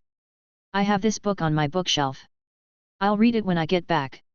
"Okay, kids, keep this posture and remember what I just said. Hold the broomstick firmly, rise a few feet, then lean forward slightly and fall vertically back to the ground. When I blow the whistle later, you will kick your legs off the ground, kick hard." Mrs. Hooch stood at the front of the team and looked at the students in front of her, holding her silver whistle in her hand. "Listen to my whistle, 3, 2, 1. Accompanied by the crisp whistle, Adam kicked his legs hard and his whole body flew into the air. It was really a novel experience to hover in the air on a broomstick. Even though Adam had been mentally prepared before, his heartbeat began to accelerate uncontrollably. At this time, there was a sudden noisy sound around. It turned out that a classmate was too excited and shook his upper body, causing the flying broom to move around. Mrs. Hooch called him down from the sky and gave him a lecture. After watching the excitement, Adam's attention returned to himself. After taking a few deep breaths to calm himself down, Adam began to try to control the flying broom, rising, falling. After his feet returned to the ground, Adam got off the flying broom and looked at the broom with shining eyes. "Well, I have to admit that the flying broom is indeed a bit fun. I wonder what it feels like to fly with wings? It seems that the study of Xiongpai can be mentioned earlier. Wow!" Back to the ground, Bernard staggered a little when he got off the flying broom. He looked a little weak in the legs and his face was a little pale, but his eyes were shining. "The flying broom is really great. I never thought that one day I could fly in the sky. I mean without a layer of iron shell around me. The material of the aircraft shell is not iron. But I agree with what you said before. Hey, be careful. Adam." Adam turned his head and saw Cologne turning in the air, riding a flying broom and flying diagonally downwards towards him with a panicked look on his face. Adam's pupil shrank, and an invisible magic circle quickly formed under his feet. Bang! With a muffled sound, Cologne hit the air in front of Adam, as if hitting a heavy shield. Fortunately, for some reason, he suddenly lost control of the flying broom, and the speed of the broom dropped a lot. In the end, Cologne just fell from the broom as high as 3 or 4 steps above the ground. What did I just say? Mrs. Hooch rushed over quickly, grabbed Cologne and checked him. After confirming that he was not injured, she said angrily. Rise a few feet, then lean forward slightly, and fall vertically back to the ground. I don't care what operating techniques you have heard elsewhere, you have to do what I say in my class. If it happens again, you will be put in detention. Letting go of Colin, Madame Hooch looked at the other students with a look of oppression. You all remember this? Madame Hooch began to explain how to move forward and backward in the air, and then the get out of class was over, asking everyone to remember the last thing she said. She would ask questions in the next class, and those who couldn't remember were not allowed to get on the flying broom. Are you okay? Adam walked to Colin. I'm fine, just a little sore in the nose. Colin thought about it and still didn't care about the weirdness of the moment just now. The broom lost control and hit the air. It should be an illusion caused by the confusion of his control of the broom in a panic. What happened just now? Colin's eyes were erratic. I just remembered the Quidditch moves I saw in the newspaper before, and I wanted to try a pose, but I didn't expect. Shouldn't you be glad that you didn't try the Wronski feint? Walking over, Uther just happened to hear what Cologne said, and complained. I'm not stupid. And I know I was wrong now, okay? I was scared when the broom lost control just now. Chapter 22. The accident in the flying class was just a minor incident, and not many people took it seriously even when it happened. Not to mention beginners of flying brooms, even professional Quidditch players have many accidents and even deaths every year. The bad mood caused by the accident stopped before lunch. Hey! Adam, do you want to watch the Quidditch team's training? They are going to train new tactics today. Colin jumped into the dormitory and saw Adam writing something while stroking his 2 kittens. Colin knew that Adam was going to refuse him. Sure enough, Adam said without raising his head. No, you go, I'm not very interested in Quidditch training. Watching Quidditch games is fine. Although the game balance is terrible, the competition is really full, and in most cases it is mixed with violence. No wonder it has become the most popular sport among wizards. But the training was very boring, all repetitive catching and training to catch a high-speed golf ball. Adam had been there once before and was no longer interested. If he had free time, he could take it as a walk, but he didn't have time now. Hey Adam, come with me, I remember you've already finished all your homework. What is this? Cologne lingered behind Adam and found that the full text on the parchment seemed to be dancing, which dazzled him. It's a paper on potions. Halfway through a word, the ink was running out, and Adam calmly cast a refilling spell on the pen of the quill. Potions essay? This shouldn't be an assignment, why are you writing this? Remember the day before yesterday when I went to ask Professor Snape questions after the potions class? He told me that if I could prove my ability, I wouldn't have to repeat the potion operations that I had already mastered in class, but I could put those more advanced knowledge into practice, and then he threw me a copy of Powerful Potion. Adam patted the book next to him. The potion knowledge in Powerful Potion is beyond the syllabus for first-year students, but it can only be considered a difficult question for Adam. Although he thought that Professor Snape should just use this book to give him a warning, even if the paper he wrote in the end was not so brilliant, as long as he had something to say, Professor Snape would give him the right to brew different potions from his classmates during class after scolding him a few times. But Adam still wanted to try his best to see if he could give Professor Snape a surprise. I don't really understand a nerd like you. Cologne thought he could be exempted from homework, but it turned out that he was exempted from the current homework and had to do a more difficult homework. He quickly moved away from the parchment. Then Bernard and I will go to see it. Well, be careful not to be hit by the ball. Don't ask, if you ask, this kind of thing has happened before, although it didn't happen in Hufflepuff. Adam spent another 2 days perfecting his paper, and after 3 rounds of inspection and revision, he finally copied the final draft neatly on parchment in beautiful fonts. All the parchments connected together were 4 feet long. After the thick stack of parchment was placed on his desk, Professor Snape was silent for a long time before speaking. The piling up of words does not improve the quality of a paper, Mr. Reed. I know, Professor, I have tried to use fewer words. Adam shrugged his shoulders. His paper used Powerful Potion as an introduction to sort out his knowledge and understanding of potions. To be honest, his level of potion science seemed to have improved after writing this paper. Sometimes he would go back and revise it after finishing it, otherwise he would not have revised it several times before finishing it. Professor Snape picked up the paper and took a look. He originally just wanted to take a quick look. He had already picked up the first page and was about to turn the page, but after reading a few lines, he couldn't help frowning and went back to the first line to read it word by word. You can go back first. I will find you after reading it. After reading the first paragraph, Professor Snape put down the paper and said so. Okay, thank you Professor Snape. Professor Snape was tortured by Adam and had antibodies. At first, when he saw Adam's appearance, which was completely different from other students in front of him, Professor Snape would frown, turn his head, and look a little disgusted, but now Professor Snape can nod naturally. Walking out of Professor Snape's office, Adam touched his chin and thought. Can he also find other professors to do the same, improve the learning progress? Although the progress of transforming wizard spells into mage magic is slow due to his magic knowledge, his speed of learning spells is indeed very fast. The faculty of Hogwarts can be said to be quite luxurious. Except for the professor of defense against the dark arts, the professors of other subjects are all top talents in the industry. It is said that if you don't take advantage of it, you will suffer a loss. Even Professor Dumbledore relied on his good relationship with Fawkes to visit from time to time after learning the Portkay spell. There is no reason to let go of other professors' wool. It will be difficult to have such an opportunity after graduation. So on this sunny afternoon, Adam walked into the office of professors one by one with the pace of going to the supermarket to grab discounted eggs, and then returned with a stack of big books.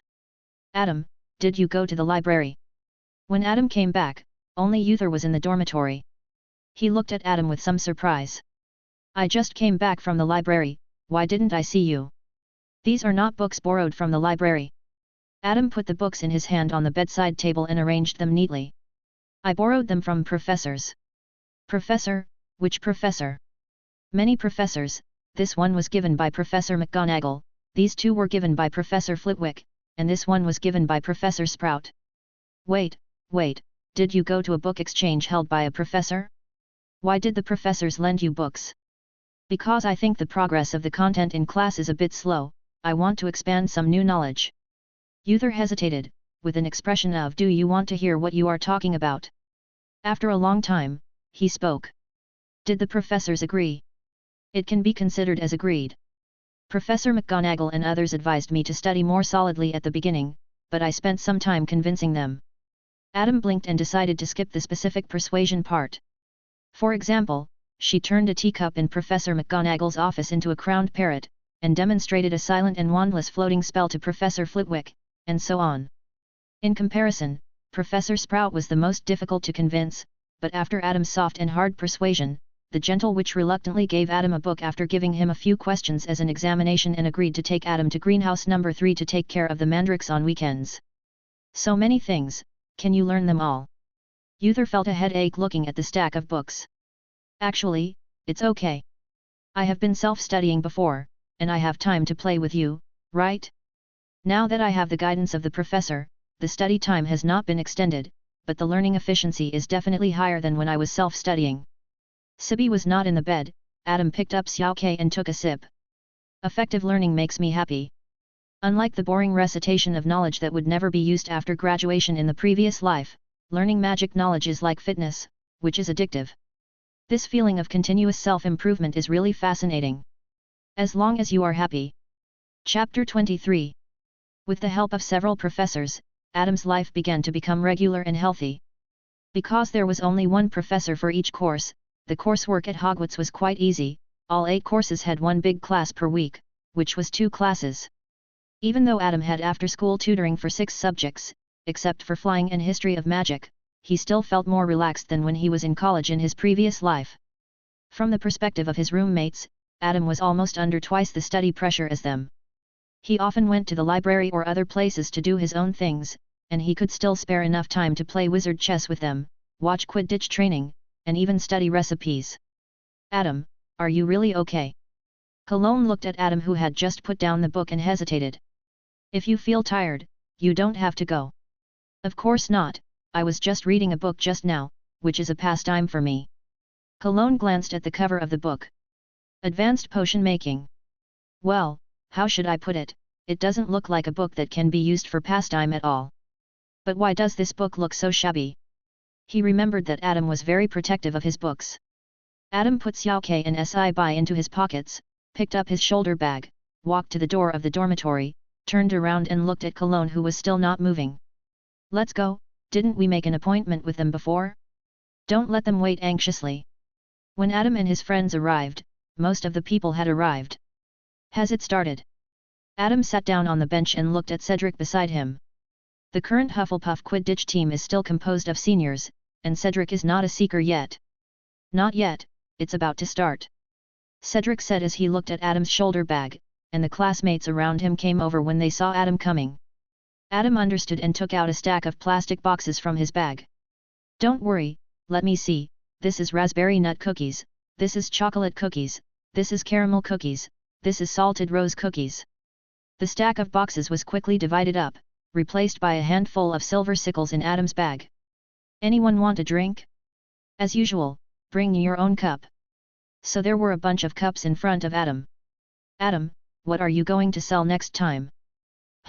Popcorn, it seems like I haven't made it for a long time. Adding a cup of Coke to the cup in front of him, Adam thought for a while and said. Great. I like the white popcorn made of rice.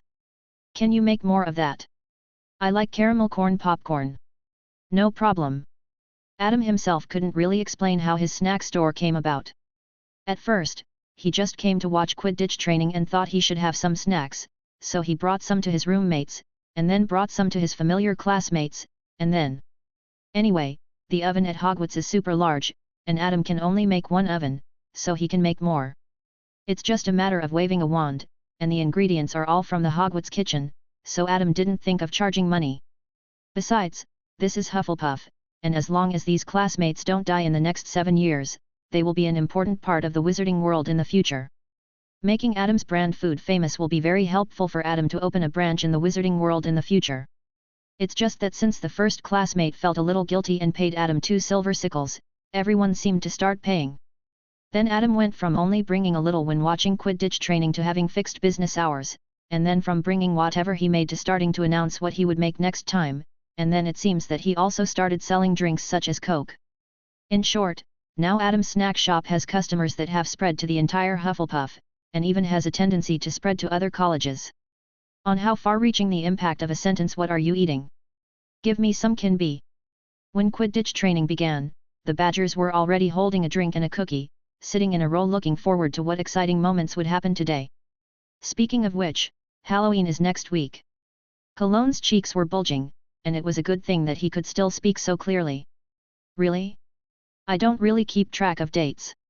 Adam broke the cookies into small pieces and fed them to Zyok and Sibi. He was a little stunned when he heard this. When is Halloween? Oh, this year is almost over. Haven't you noticed that it's getting colder recently? I didn't pay much attention. But it seems that it does rain more and more frequently, and the wind is quite strong. Suddenly, there was a cheer around, and Adam and Cologne looking at the field. It turned out that the goalkeeper blocked the quaffle with a wonderful double-8 loop. The increasingly heated atmosphere around them made the two stop talking and focus on the practice on the field. It turned out that Adam really didn't remember the days. It wasn't until one day when Adam woke up in the strong smell of pumpkin that he noticed that Halloween had arrived. Should I prepare some candy? Adam sat on the small sofa and touched his chin to think. Okay, candy will definitely be very popular today. Cologne, who had just woken up, was immediately energetic. I think you want to eat it yourself. Bernard complained speechlessly. Hey? There are no classes in the morning, where are you going? Uther, who was drawing eyeliner in front of the mirror, was a little confused when he saw Bernard going out. Well, I'm going to the library to read. Bernard said and left the dormitory. Looking at the dormitory door that closed again, Uther blinked. It feels weird. Do you think Bernard seems to go to the library more often recently? Really? Yes. But it doesn't seem strange to go to the library often, don't Eugene and Adam go there often? Eugene nodded while chewing on Adam's dried fish. That's true. Uther didn't think about it anymore and continued to draw his eyeliner. In order to celebrate the arrival of Halloween, Adam made a lot of candies. He couldn't use kitchen tools for this, but used Gan's magic. Speaking of which, cookies and biscuits are also sweets, which can be made directly with Gan's magic. Why do you have to make them step by step, Adam? Xiao Ke stretched out his paw pad and pulled a transparent spherical candy in front of him. The candy had a pumpkin-shaped filling inside. Because every time I bake cookies, the taste and texture will be slightly different, which is something that Gan's magic can't do. I enjoy the process of making delicious food. Adam twisted his index finger and thumb to sprinkle crystal powder, turning rows of candies transformed by the Transfiguration spell into real candies. After saying that, he thought for a while. Of course, most of the process can be replaced by magic, and it should be a very important reason that it won't be very tiring even if you do it yourself. For example, I'm too lazy to make the candies this time. Do you prefer Gan's or the ones made step by step? Xiao Ke was still thinking when he heard SPI said. As long as it's made by Adam, I like it. You? Xiao Ke's body stiffened and he turned his head to look at SPI. Spyri poked his head out of the pumpkin head that Adam was going to use to hold the candies, and smiled at him with a squinting eye. Xiao Ke threw away the candy and jumped into the pumpkin head with a woohoo. The lid of the pumpkin head closed. When Adam turned around, he only saw two tails coming out of the pumpkin head's eye sockets and shaking violently. It seems that he is addicted to sweets again.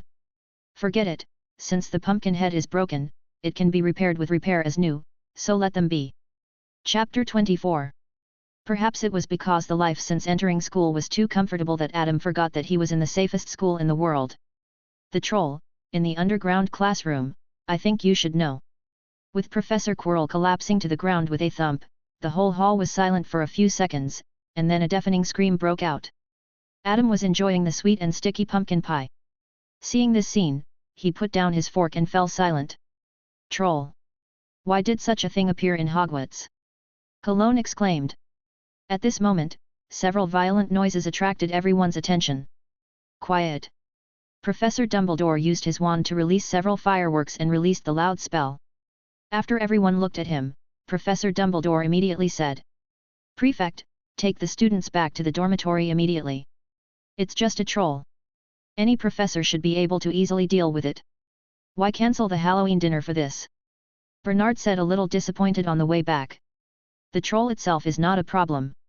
The problem is why the troll appeared in Hogwarts. It is not a species that can hide itself and sneak in. Someone must have brought it in. Uther analyzed calmly. Someone must want to do something shady. That person is really hateful. I have been looking forward to today's dinner for a whole month, and I only ate one bite of that pumpkin pie. Cologne complained with his face covered. I hope to get the remaining pumpkin pie from the house elves when I pass by the kitchen later. Speaking of which, the food in the auditorium should be recycled, right? However, to Cologne's disappointment, Bruce stopped him from leaving the team, even if it was just going to the kitchen and returning to the dormitory. In fact, there were more than one badger with the same idea. Sorry, everyone, there is an accident in the school now. I have been appointed by Professor Dumbledore to ensure that each of you does not leave my sight. Don't make it difficult for me, okay? Bruce clasped his hands together and spoke sincerely. The badgers who were stopped could not blame him, so they had to follow the main group back to the common room in disappointment. After what happened just now, no one could stay in the dormitory at ease. Everyone gathered in the common room to discuss what happened just now. It was obviously abnormal for the troll to suddenly appear in Hogwarts. Many speculations were raised at once, and the more they talked, the more terrifying they became. One person even suggested that the mystery man might have planned this conspiracy. Adam couldn't help but look at him. The young man guessed it quite accurately. Although the speculation about the mystery man was not recognized by everyone because it was too low class, the common room was still somewhat panicked because of various speculations.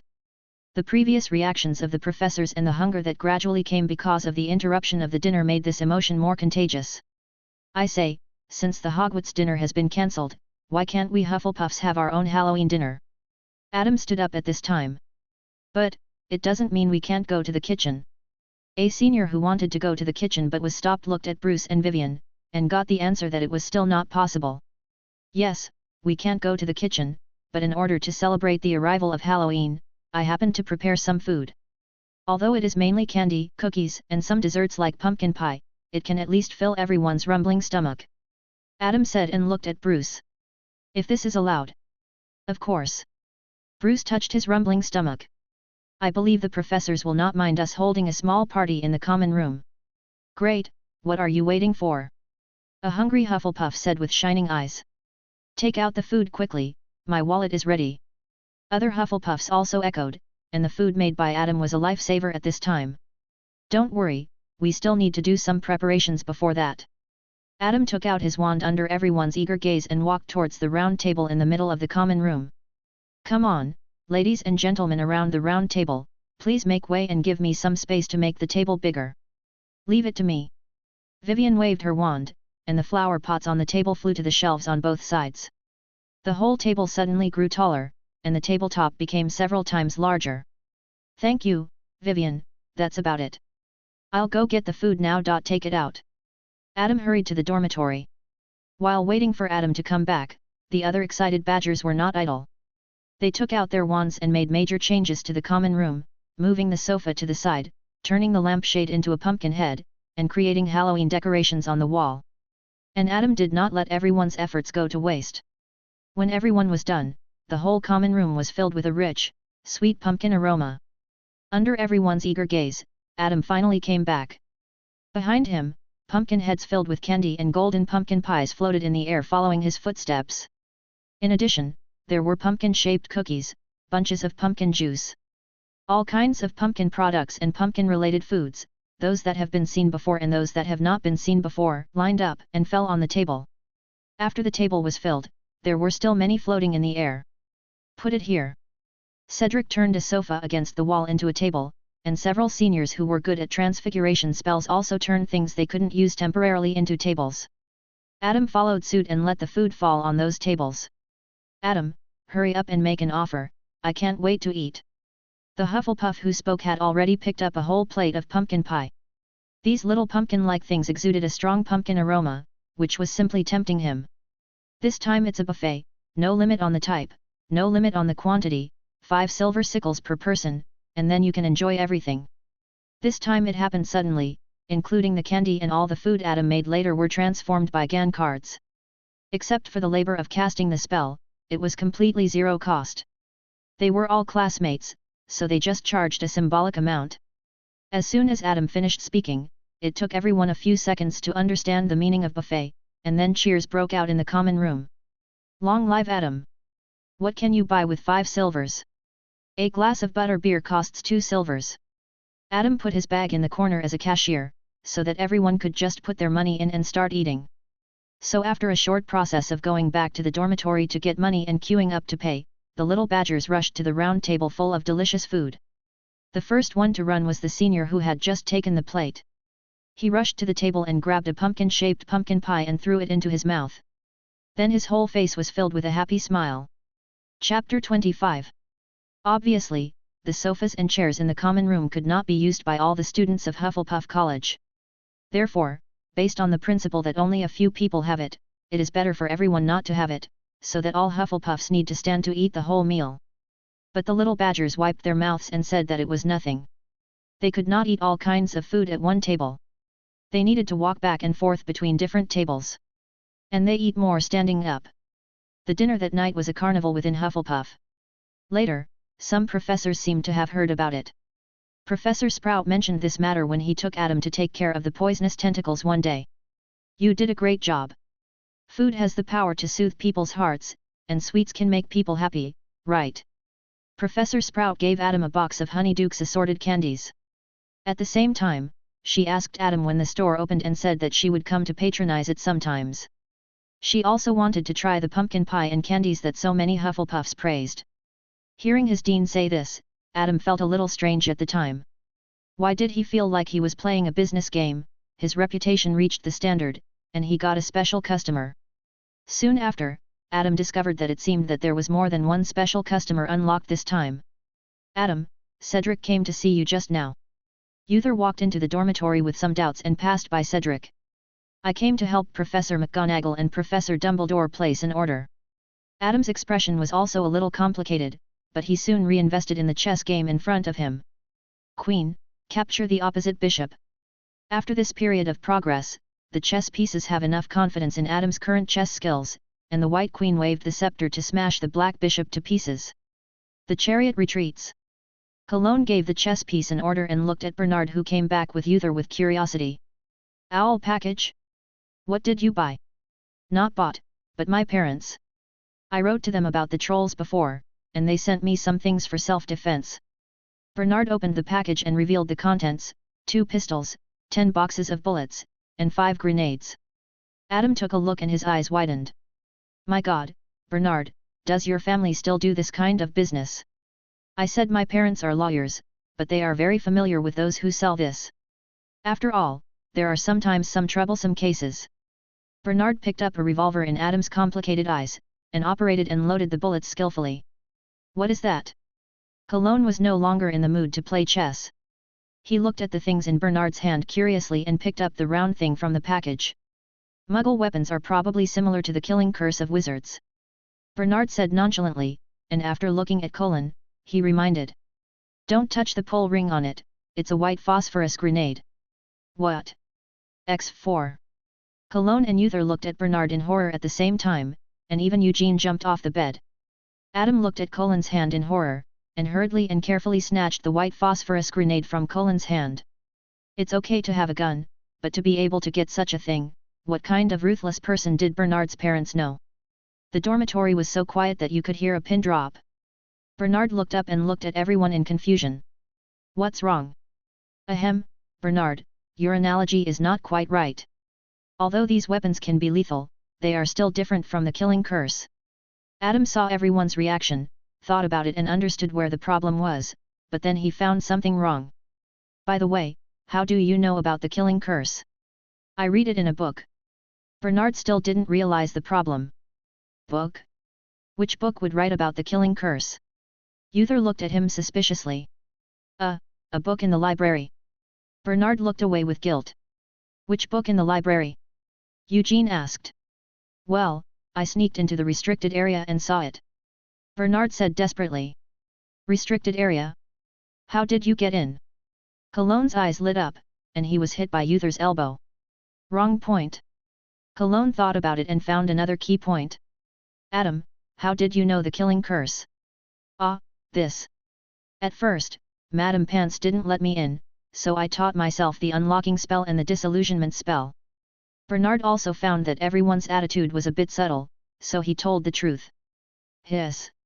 Knowing these 2 spells, especially the difficulty of the disillusionment spell, Adam took a breath. Is Bernard's talent not suitable for Hufflepuff? However, for safety reasons, Adam kindly reminded. Bernard, there are many books in the restricted area with vicious curses. You must pay attention to safety. As soon as he finished speaking, Adam found that the expressions of the other 3 people looking at him were not right. It seems that we should educate you 2 about the seriousness of the unforgivable curse. I don't want to wake up one day and find that you are not in the bed in the dormitory but have been sent to Azkaban. Uther's face was serious. Eugene and Colin nodded in agreement. There is also a restricted book section. How can you go to such a dangerous place? Adam, who had not yet done anything bad but was also treated as a target of education, wait, listen to my explanation. After some popular science, Bernard touched his chin and suddenly realized. So that's it. I can understand that the Imperius curse and the Cruciatus curse are unforgivable curses, but why is the killing curse also an unforgivable curse? There should be many spells that can kill people, right? There are indeed many spells that can kill people, but the killing curse can only kill people, and the killing curse must have a very firm and clear intention to kill a person in order to succeed. After Adam finished speaking, he found that Uther and the others looked at him with even stranger eyes. No, I actually. Uther patted Adam on the shoulder before Adam could explain, and sighed. Go get Egyptian citizenship. If you are going to be imprisoned in Azkaban in the future, I can ask my father to find a way to extradite you to Egypt. Adam was speechless. Thank you, but I don't think I can use it. As he said, there are too many spells that can kill people. In comparison, the killing curse is not even efficient enough. Don't look at me, look at Bernard. I am only rich in theoretical knowledge. His bag of things can be used for torture and handcuffs more than mine, okay? Especially white phosphorus grenades. Adam gave his 3 roommates a popular science lecture on white phosphorus bombs. The 3 roommates looked at Bernard and then at Adam. Are all you muggles so scary? What does it have to do with me? Adam shouted innocently. My parents also want me to be safer in school. Bernard felt a little guilty at first, but then he straightened his back. Hasn't the matter of the troll entering Hogwarts been investigated? What if there is danger again? Pistols may not be able to cause damage to trolls, but white phosphorus bombs should be able to. I am a freshman who has just entered school. I encountered a troll invasion in my first semester at Hogwarts. I am so scared. Can't I find some self-defense methods? That doesn't mean he is so martial, right? Adam's hand slapped Bernard on the back. Brother, introduce me to your parents' friend.